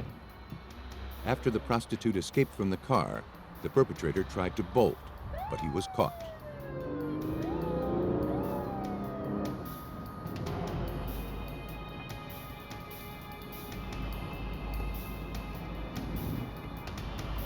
Put your hands out the window. Out the window. Open the door. Slowly. Keep your hands in the air, face the building, walk backward. One good look at a bag found on his back seat told police that the prostitute had gotten away just in time. It contained a pair of scissors, handcuffs, and a garrote assembled from 2 wooden dowels and a length of white cord. It seemed to be some sort of crime kit. Police arrested the suspect, 48-year-old Roger Kibbe. A furniture maker by trade, Kibbe had a burglary record that spanned 2 decades. Illiterate but intelligent, acquaintances described him as a quiet man who liked to take long drives at night. He was given an 8-month sentence for assaulting the prostitute. While he was in prison, Darcy Frackenpole had been identified in Lake Tahoe, over 80 miles away, and the hunt was on for her killer. Kibbe's attack on the prostitute in Sacramento and his crime kit gave investigators the haunting suspicion that this wasn't his first strike. They didn't know how many women had made the mistake of climbing into Kibbe's passenger seat. They wondered if Frackenpole was one of them. A garrote is an unusual and memorable weapon. Though the one found in Kibbe's crime kit didn't resemble the makeshift device used to kill Frackenpole, the white cord used in its construction resembled the rope found at her murder scene. And like his assault victim in Sacramento, Frackenpole was a prostitute. Investigators questioned him, hoping that he would incriminate himself in the Frackenpole murder. He denied any involvement. Detectives' suspicions were purely circumstantial.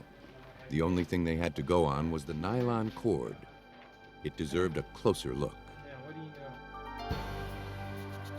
Under the magnification of a stereo microscope, technicians compared the cord samples from both Frackenpole's murder scene and Kibbe's car. Both strands contained the same number of fibers, made up of the same weave and pattern. Investigators discovered that this wasn't just household rope. It was parachute cord.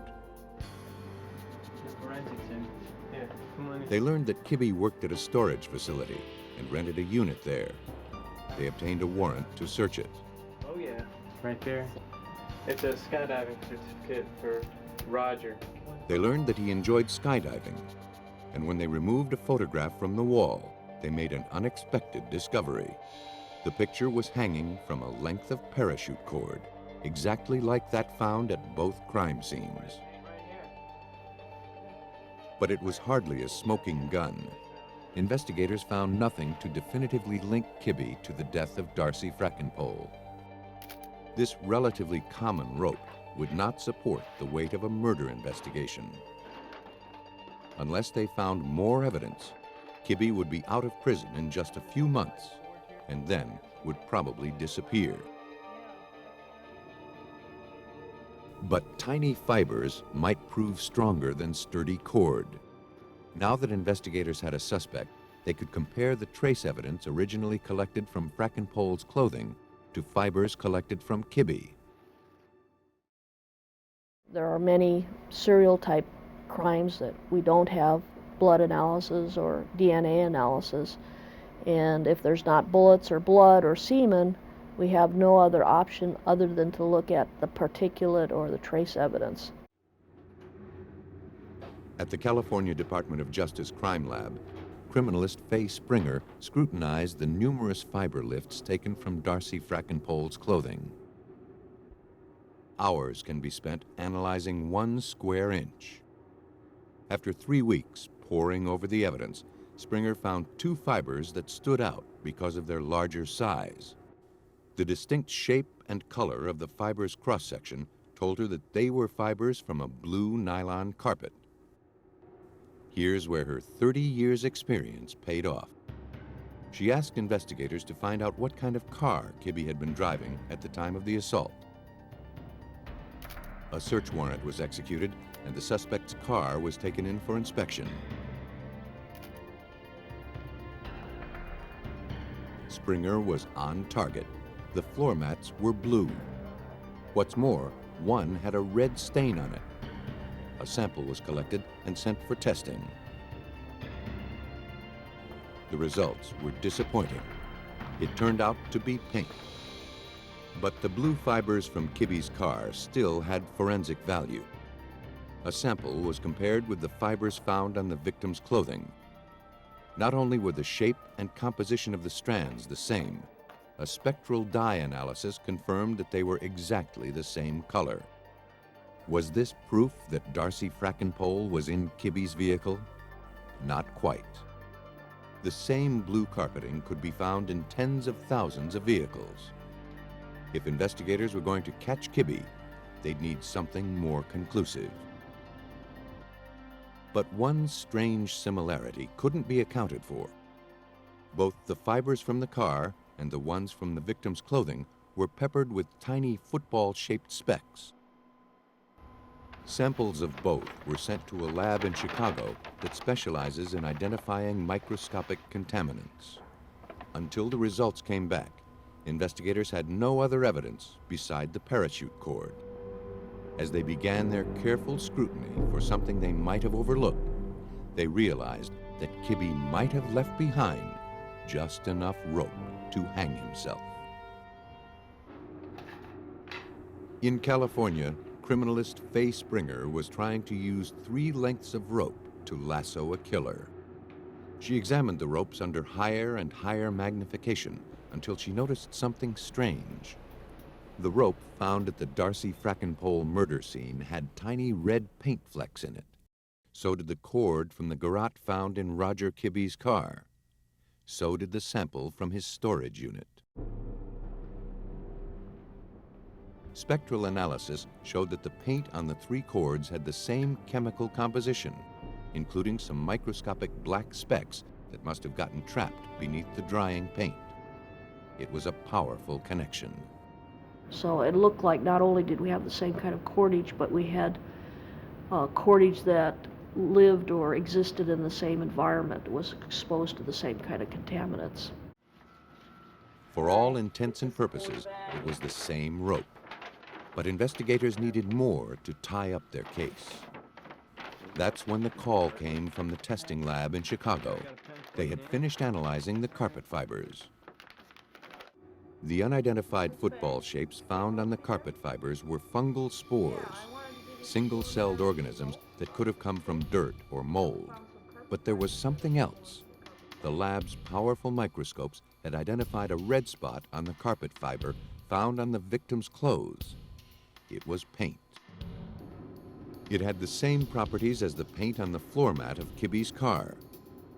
The carpet fibers weren't just similar, they were identical. Both contained the same football-shaped fungal spores and the same paint stains. The victim and suspect had now been irrefutably linked. What about the other one there? Roger Kibbe was arrested on April 25, 1988, for the murder of Darcy Frackenpole. By trial time, police had pieced together the details of the victim's last night. She had been working the streets when she accepted an invitation that would turn out to be a date with death. Investigators suspect that after restraining her with the parachute cord, Kibbe brought her to a place he'd selected in advance. After cutting up her clothing and torturing her for several hours, he killed her, then scattered her clothes. Roger Kibbe was found guilty of murder in the first degree and sentenced to 25 years to life in prison. No one knows how many other victims met a fate similar to Darcy Frackenpole's. At least 3 other murders matching Roger Kibbe's MO are thought to be his work. Had it not been for a powerful microscope and some shrewd detective work, the number might still be rising. Roger Kibbe had covered his tracks by heading out in search of strangers. But not all predators hunt far from home. On a brisk October morning in 1992, neighbors saw Laura Hoteling leave the Bethesda, Maryland home that she shared with her mother. The 24-year-old Harvard graduate moved back after college and had no trouble finding a job at a consulting firm. But on this day, she never made it to work.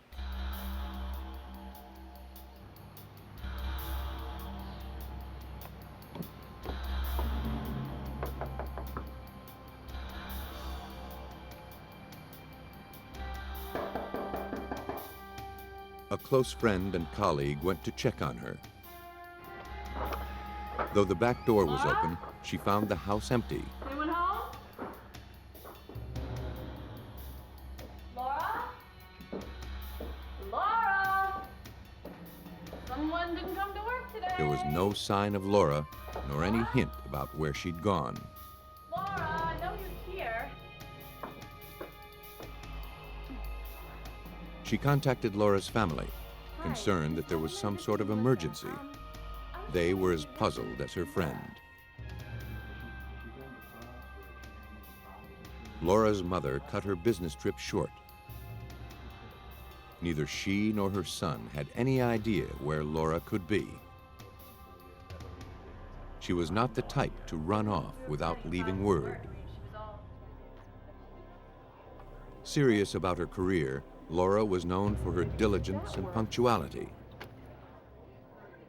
No burdensome secret seemed to be weighing on her mind. She didn't hint about leaving town. Her family filed a missing persons report with the Montgomery County Police.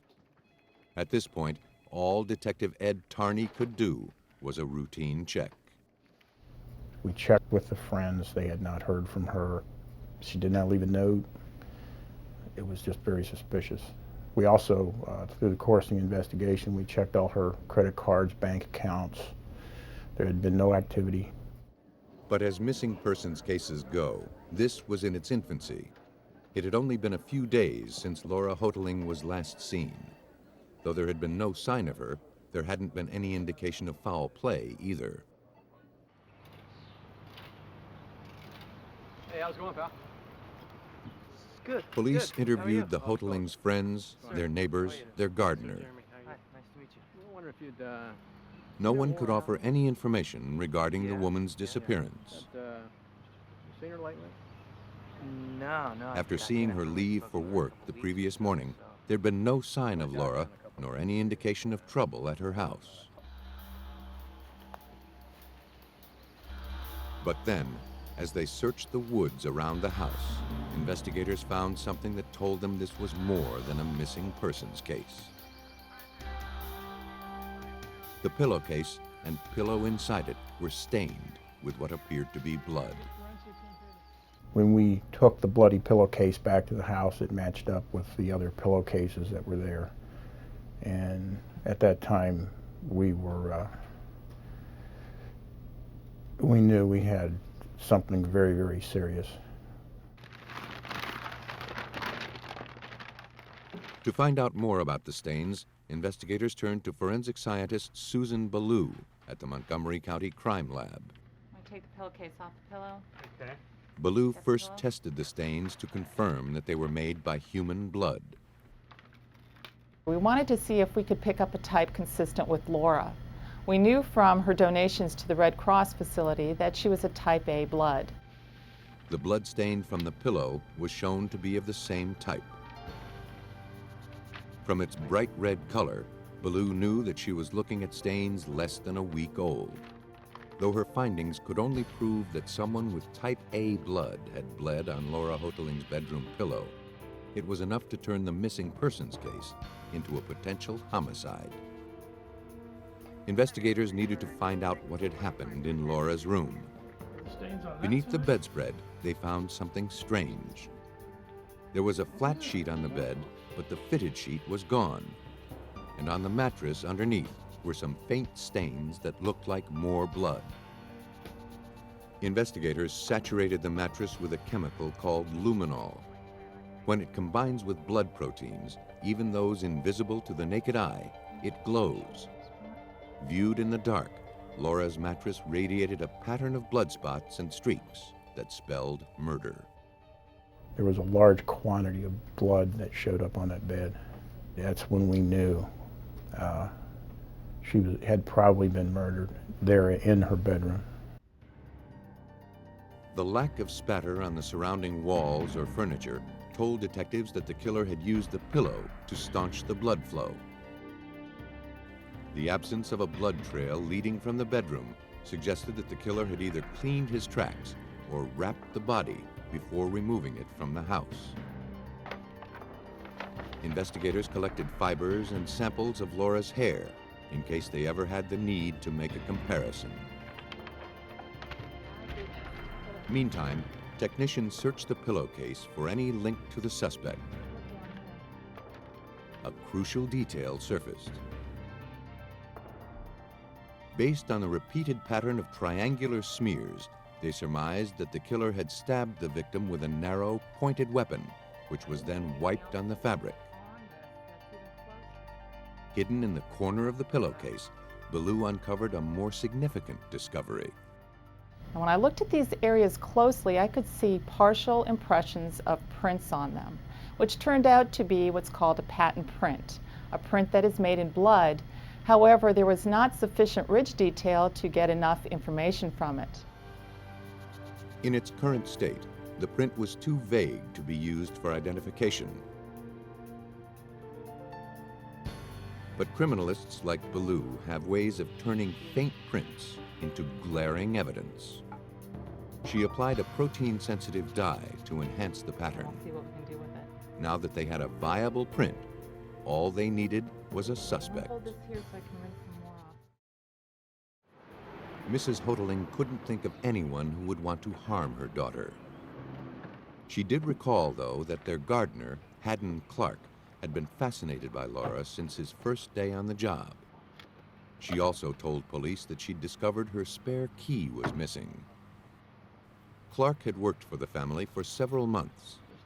During the day, he was allowed in to use their bathroom or help himself to some coffee. Overnight, he lived out of a truck that he kept in a nearby church parking lot. How long have you been working for the hotel? Though Clark denied any knowledge of an attack on Laura Hoteling, his agitated behavior cast him in doubt. It wasn't Clark's first brush with the law. He had once been arrested on a burglary charge. When Clark's prints were compared against the patent print from the pillowcase, they matched. The suspicious gardener had left his print in wet blood on the victim's bedroom pillow. And the only way he could have done that, police contended, was if he had killed her. Though they still had no body, police arrested Clark on November 6, 1992. Inside his truck, along with his gardening tools, they found a hardware store receipt for carpenter's twine, duct tape, and plastic sheeting. Ordinarily harmless materials that homicide investigators see more than their share of. Detectives believed that Clark was the killer. Proving it would be another matter. Despite the circumstantial evidence heaped against him, all police had was a bloody fingerprint. Clark's lawyers were already formulating their rebuttal. The homeless man regularly scavenged through trash in the woods. He could have easily left an innocent fingerprint on the pillowcase. It was up to the prosecution to prove otherwise. So at that point, we realized the fingerprint was not going to be the crux of this particular case, and we had to go further. Despite his dubious profile, detectives didn't have a single shred of physical evidence to tie Clark to the murder. And without a body, the case would be nearly impossible to prove. Investigators searched Clark's squalid campsite for a weapon, or even a body, but no weapons were found, and the only bodies were the game he trapped for food.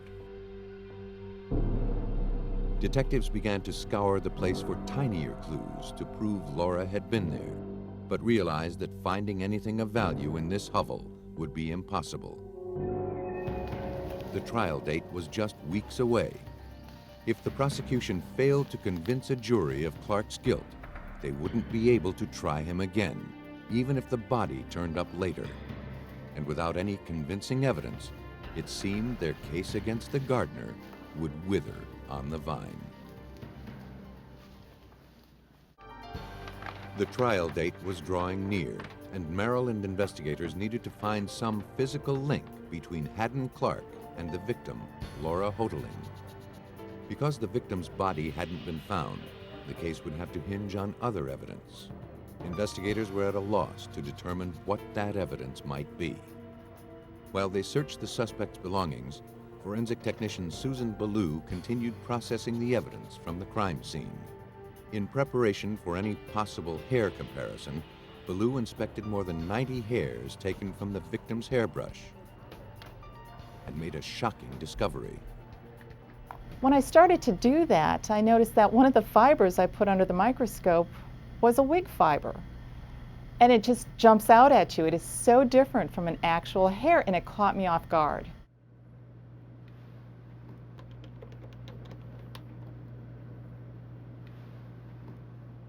May I speak to Ed Tarney, please? Ballou learned that none of the victim's family or friends owned or wore wigs. From receipts found in Clark's truck, investigators learned of a storage facility that he rented in Rhode Island.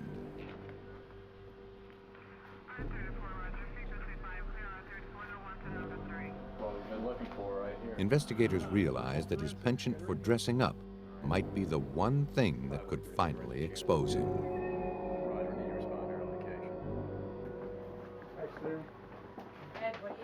If technicians could prove that the single wig fiber found in the victim's brush had come from one of the suspect's wigs, they would be able to show that he had been at the scene of the crime, disguised. Ballou pulled sample hair fibers from each of the 24 wigs and compared them to the single wig fiber found in the victim's hairbrush.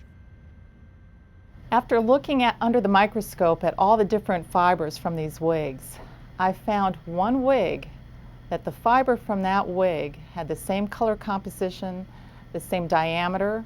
It also had the same internal characteristics as that one wig fiber that I recovered from that hairbrush. Now that Ballou had narrowed her search to one wig, she sent it with the original strand to a crime lab that specializes in hair testing. The last and most definitive test would compare the dyes in both samples. Though indistinguishable to the human eye, each wig manufactured in the U.S. has a unique fingerprint. Each of the approximately 7,000 commercial dyes is trademarked by the company that formulated it. The lab studied the samples under a microscope sensitive to ultraviolet rays. They called Ballou with their findings. They were able to determine that that dye content in the wig, as well as that question fiber recovered from the brush, were in fact one and the same. Clark's defense attorneys couldn't get around this single strand of hair. Realizing he couldn't skirt the evidence, Clark confessed. He plea bargained to murder in the second degree. In exchange for the reduced charge, he agreed to reveal Laura Hoteling's grave, located near his campsite.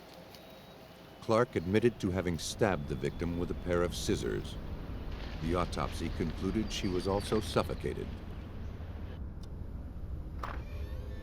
Ultimately, investigators pieced together her final hour. Driven by sick obsession, Clark learned that his victim would be alone while her mother was out of town. Using the spare key, he entered the house, smothered Hoteling with a pillow, then stabbed her in the neck.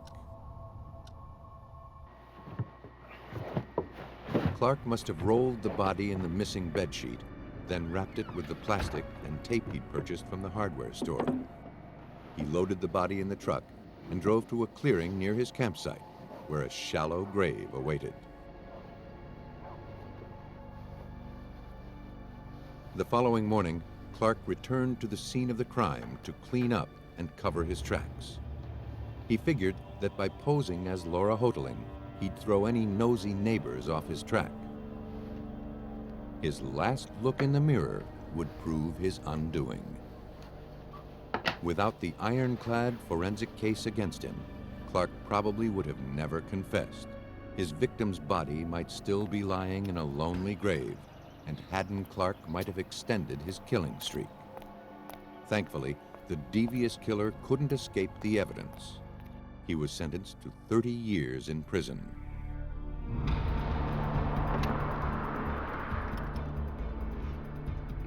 Please hurry, he's trying to kill me. There's no telling where a trail of evidence might lead.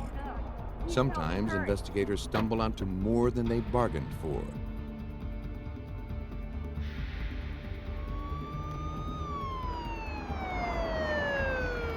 At 4:30 a.m. on January 21st, 1995, the Marion County, Oregon police received a phone call from a prostitute named Lisa Louise Benson, who claimed to have been attacked.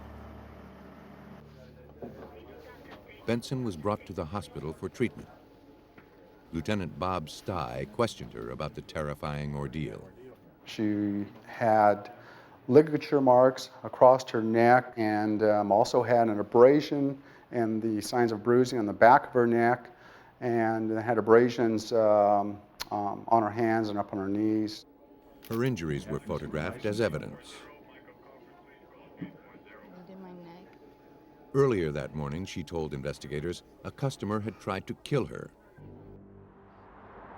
She'd never seen the man before, but he didn't appear threatening. She climbed into his truck.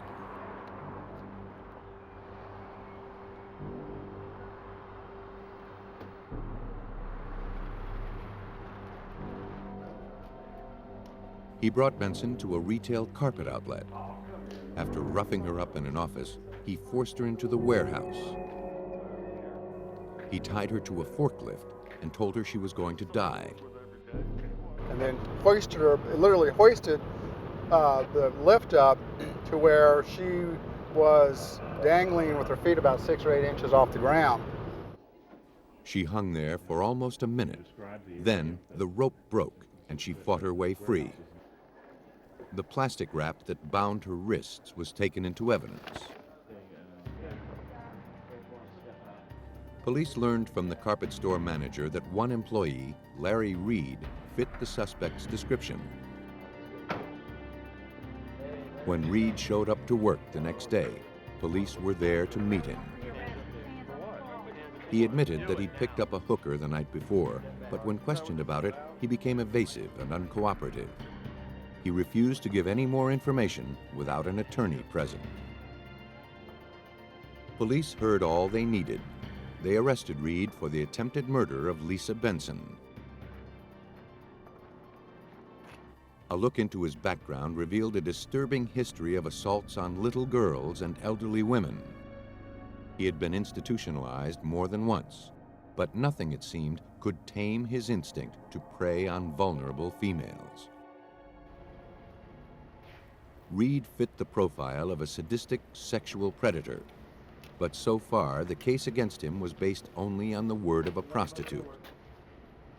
To make the conviction stick, detectives needed physical evidence proving that he caused her injuries. They obtained a warrant to search the office where Benson claimed to have been attacked. They found blood spatter throughout the office. The pattern of droplets revealed repeated blows to the body, probably with a blunt instrument.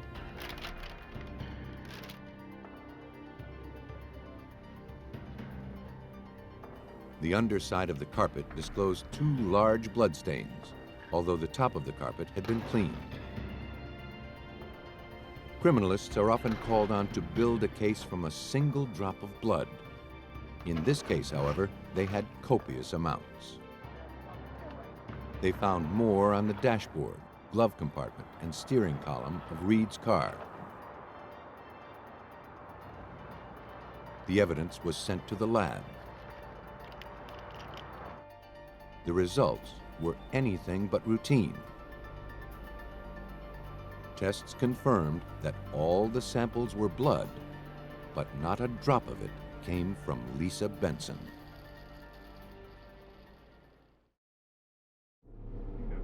Investigators in Oregon faced an unnerving predicament.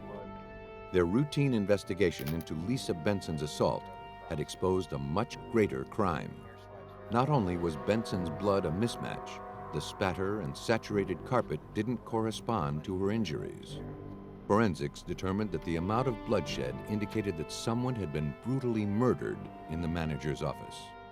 Now they had a homicide investigation with no clues about the victim. They didn't even know when he or she was killed. They did, however, have a suspect, Larry Reed. His manager at the carpet warehouse told investigators that almost 2 months earlier, Reed had said he needed his carpet cleaned. Reed explained the situation to his boss.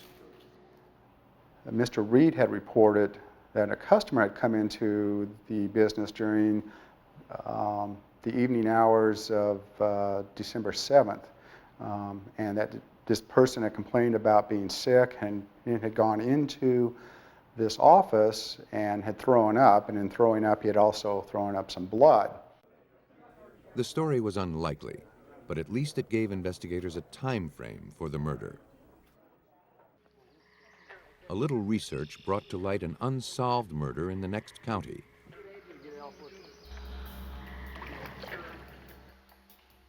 In December 1994, fishermen noticed something peculiar floating in the Santiam River.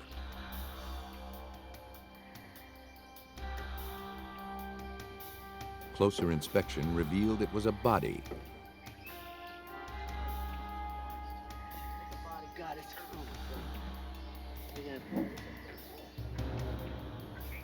They marked the location and contacted the sheriff's office.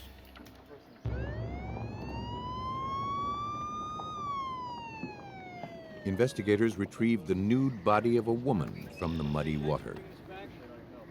Though the water had distorted her features beyond recognition, the numerous wounds to her head were plain to see. Someone had murdered this woman and dumped her body into the river. These murky depths, the killer hoped, would conspire to keep his secrets hidden forever. The medical examiner determined that the victim was around 40 years old. The degree of tissue decay and the amount of mud and algae coating the body told him that she'd been in the water for several weeks. 7 penetrating wounds had fractured her skull, inflicting fatal damage. From the size and magnitude of the wounds, the pathologist believed the murder weapon to be a tool with a hammerhead on one side and a cutting blade on the other. Identifying the victim would be a challenge. Because she had no fillings, there would be no dental records for comparison. And because of her time in the water, technicians were unable to render fingerprints by the standard inking method.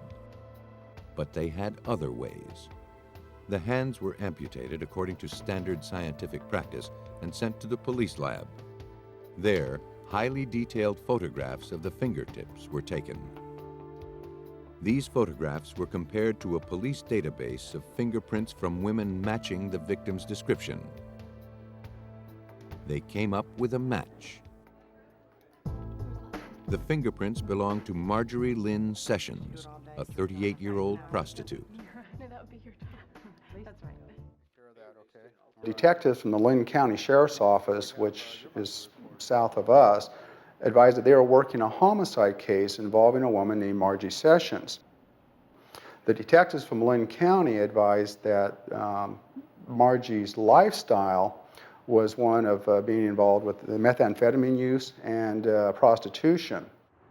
December 7th, the same day that Reed reported the bloody carpet stain, was the day Marjorie Sessions had last been seen alive. Since both women were prostitutes, it appeared that his attack on Lisa Benson was part of his chilling pattern. And so it was those two significant facts that led detectives to kind of put the two cases together. Only a DNA test could definitively link Reed to the murder of Marjorie Sessions. If the victim's DNA matched DNA taken from the blood found at the carpet warehouse, investigators would have their man. It wasn't so easy. The victim had been in the river so long that the water degraded the DNA in her blood. But there was one last chance. In March 1995, 3 months after her death, the victim's body was exhumed. Technicians extracted dental pulp and bone marrow. From these samples, they generated a DNA barcode. In order to confirm that the DNA had not been degraded, technicians compared it against tissue samples from the victim's parents. The genetic pattern was intact. When tested against the blood samples from the suspect's office, it matched the DNA pattern for every stain collected. The blood work proved that Marjorie Sessions had been wounded in Larry Reed's office and that the suspect had transferred some of the blood to the interior of his vehicle. But it couldn't prove for a fact that Larry Reed had killed her.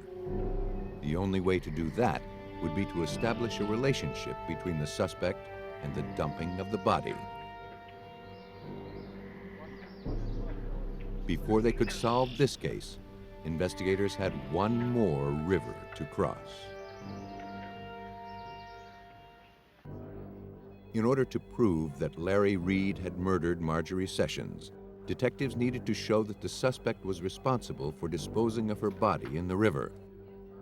Scouring police records for similar attacks in the area, they made a crucial discovery. Back on December 7th, the day after Sessions was last seen alive, an illegal dumping report was filed in neighboring Polk County.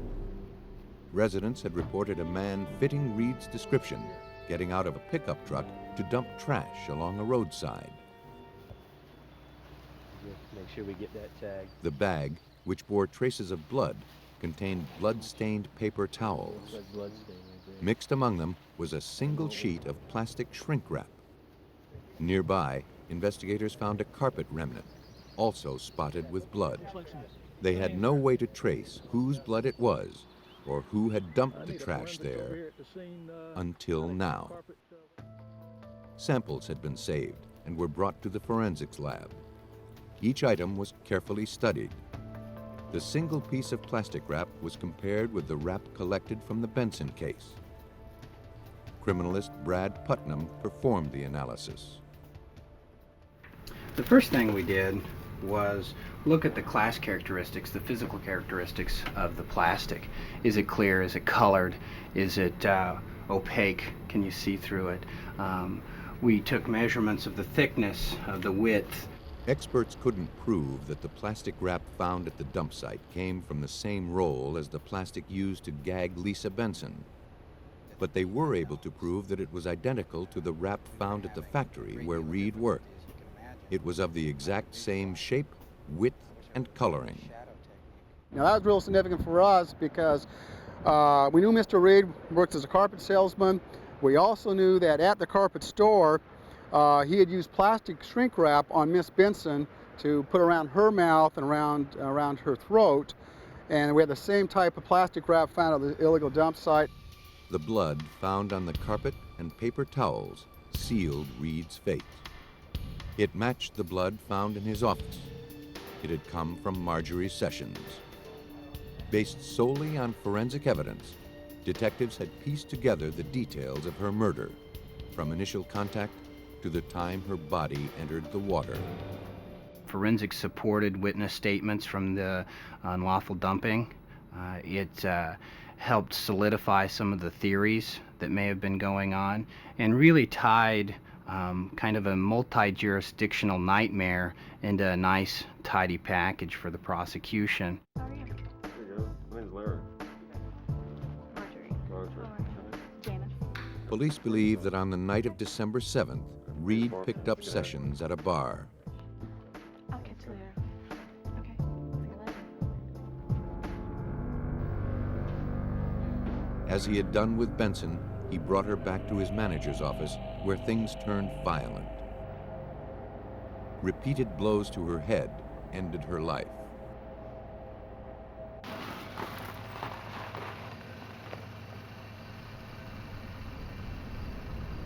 Reed then dumped the body in the Santiam River.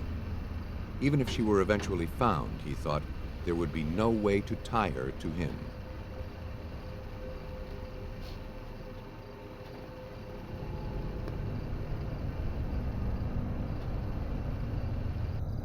But Reed underestimated the power of forensics to draw a link with Marjorie Sessions, to coax DNA from the grave, and to turn flimsy bits of trash into an incontrovertible murder charge. Confronted with that much physical evidence, it's pretty hard to deny involvement. Reed was sentenced to 40 years for the murder of Marjorie Sessions and the attack on Lisa Benson. Thanks to the forensics analysis, a case that seemed destined to go unsolved was proved beyond a shadow of a doubt. And a predator who may have gone on hunting for years was stopped in his tracks.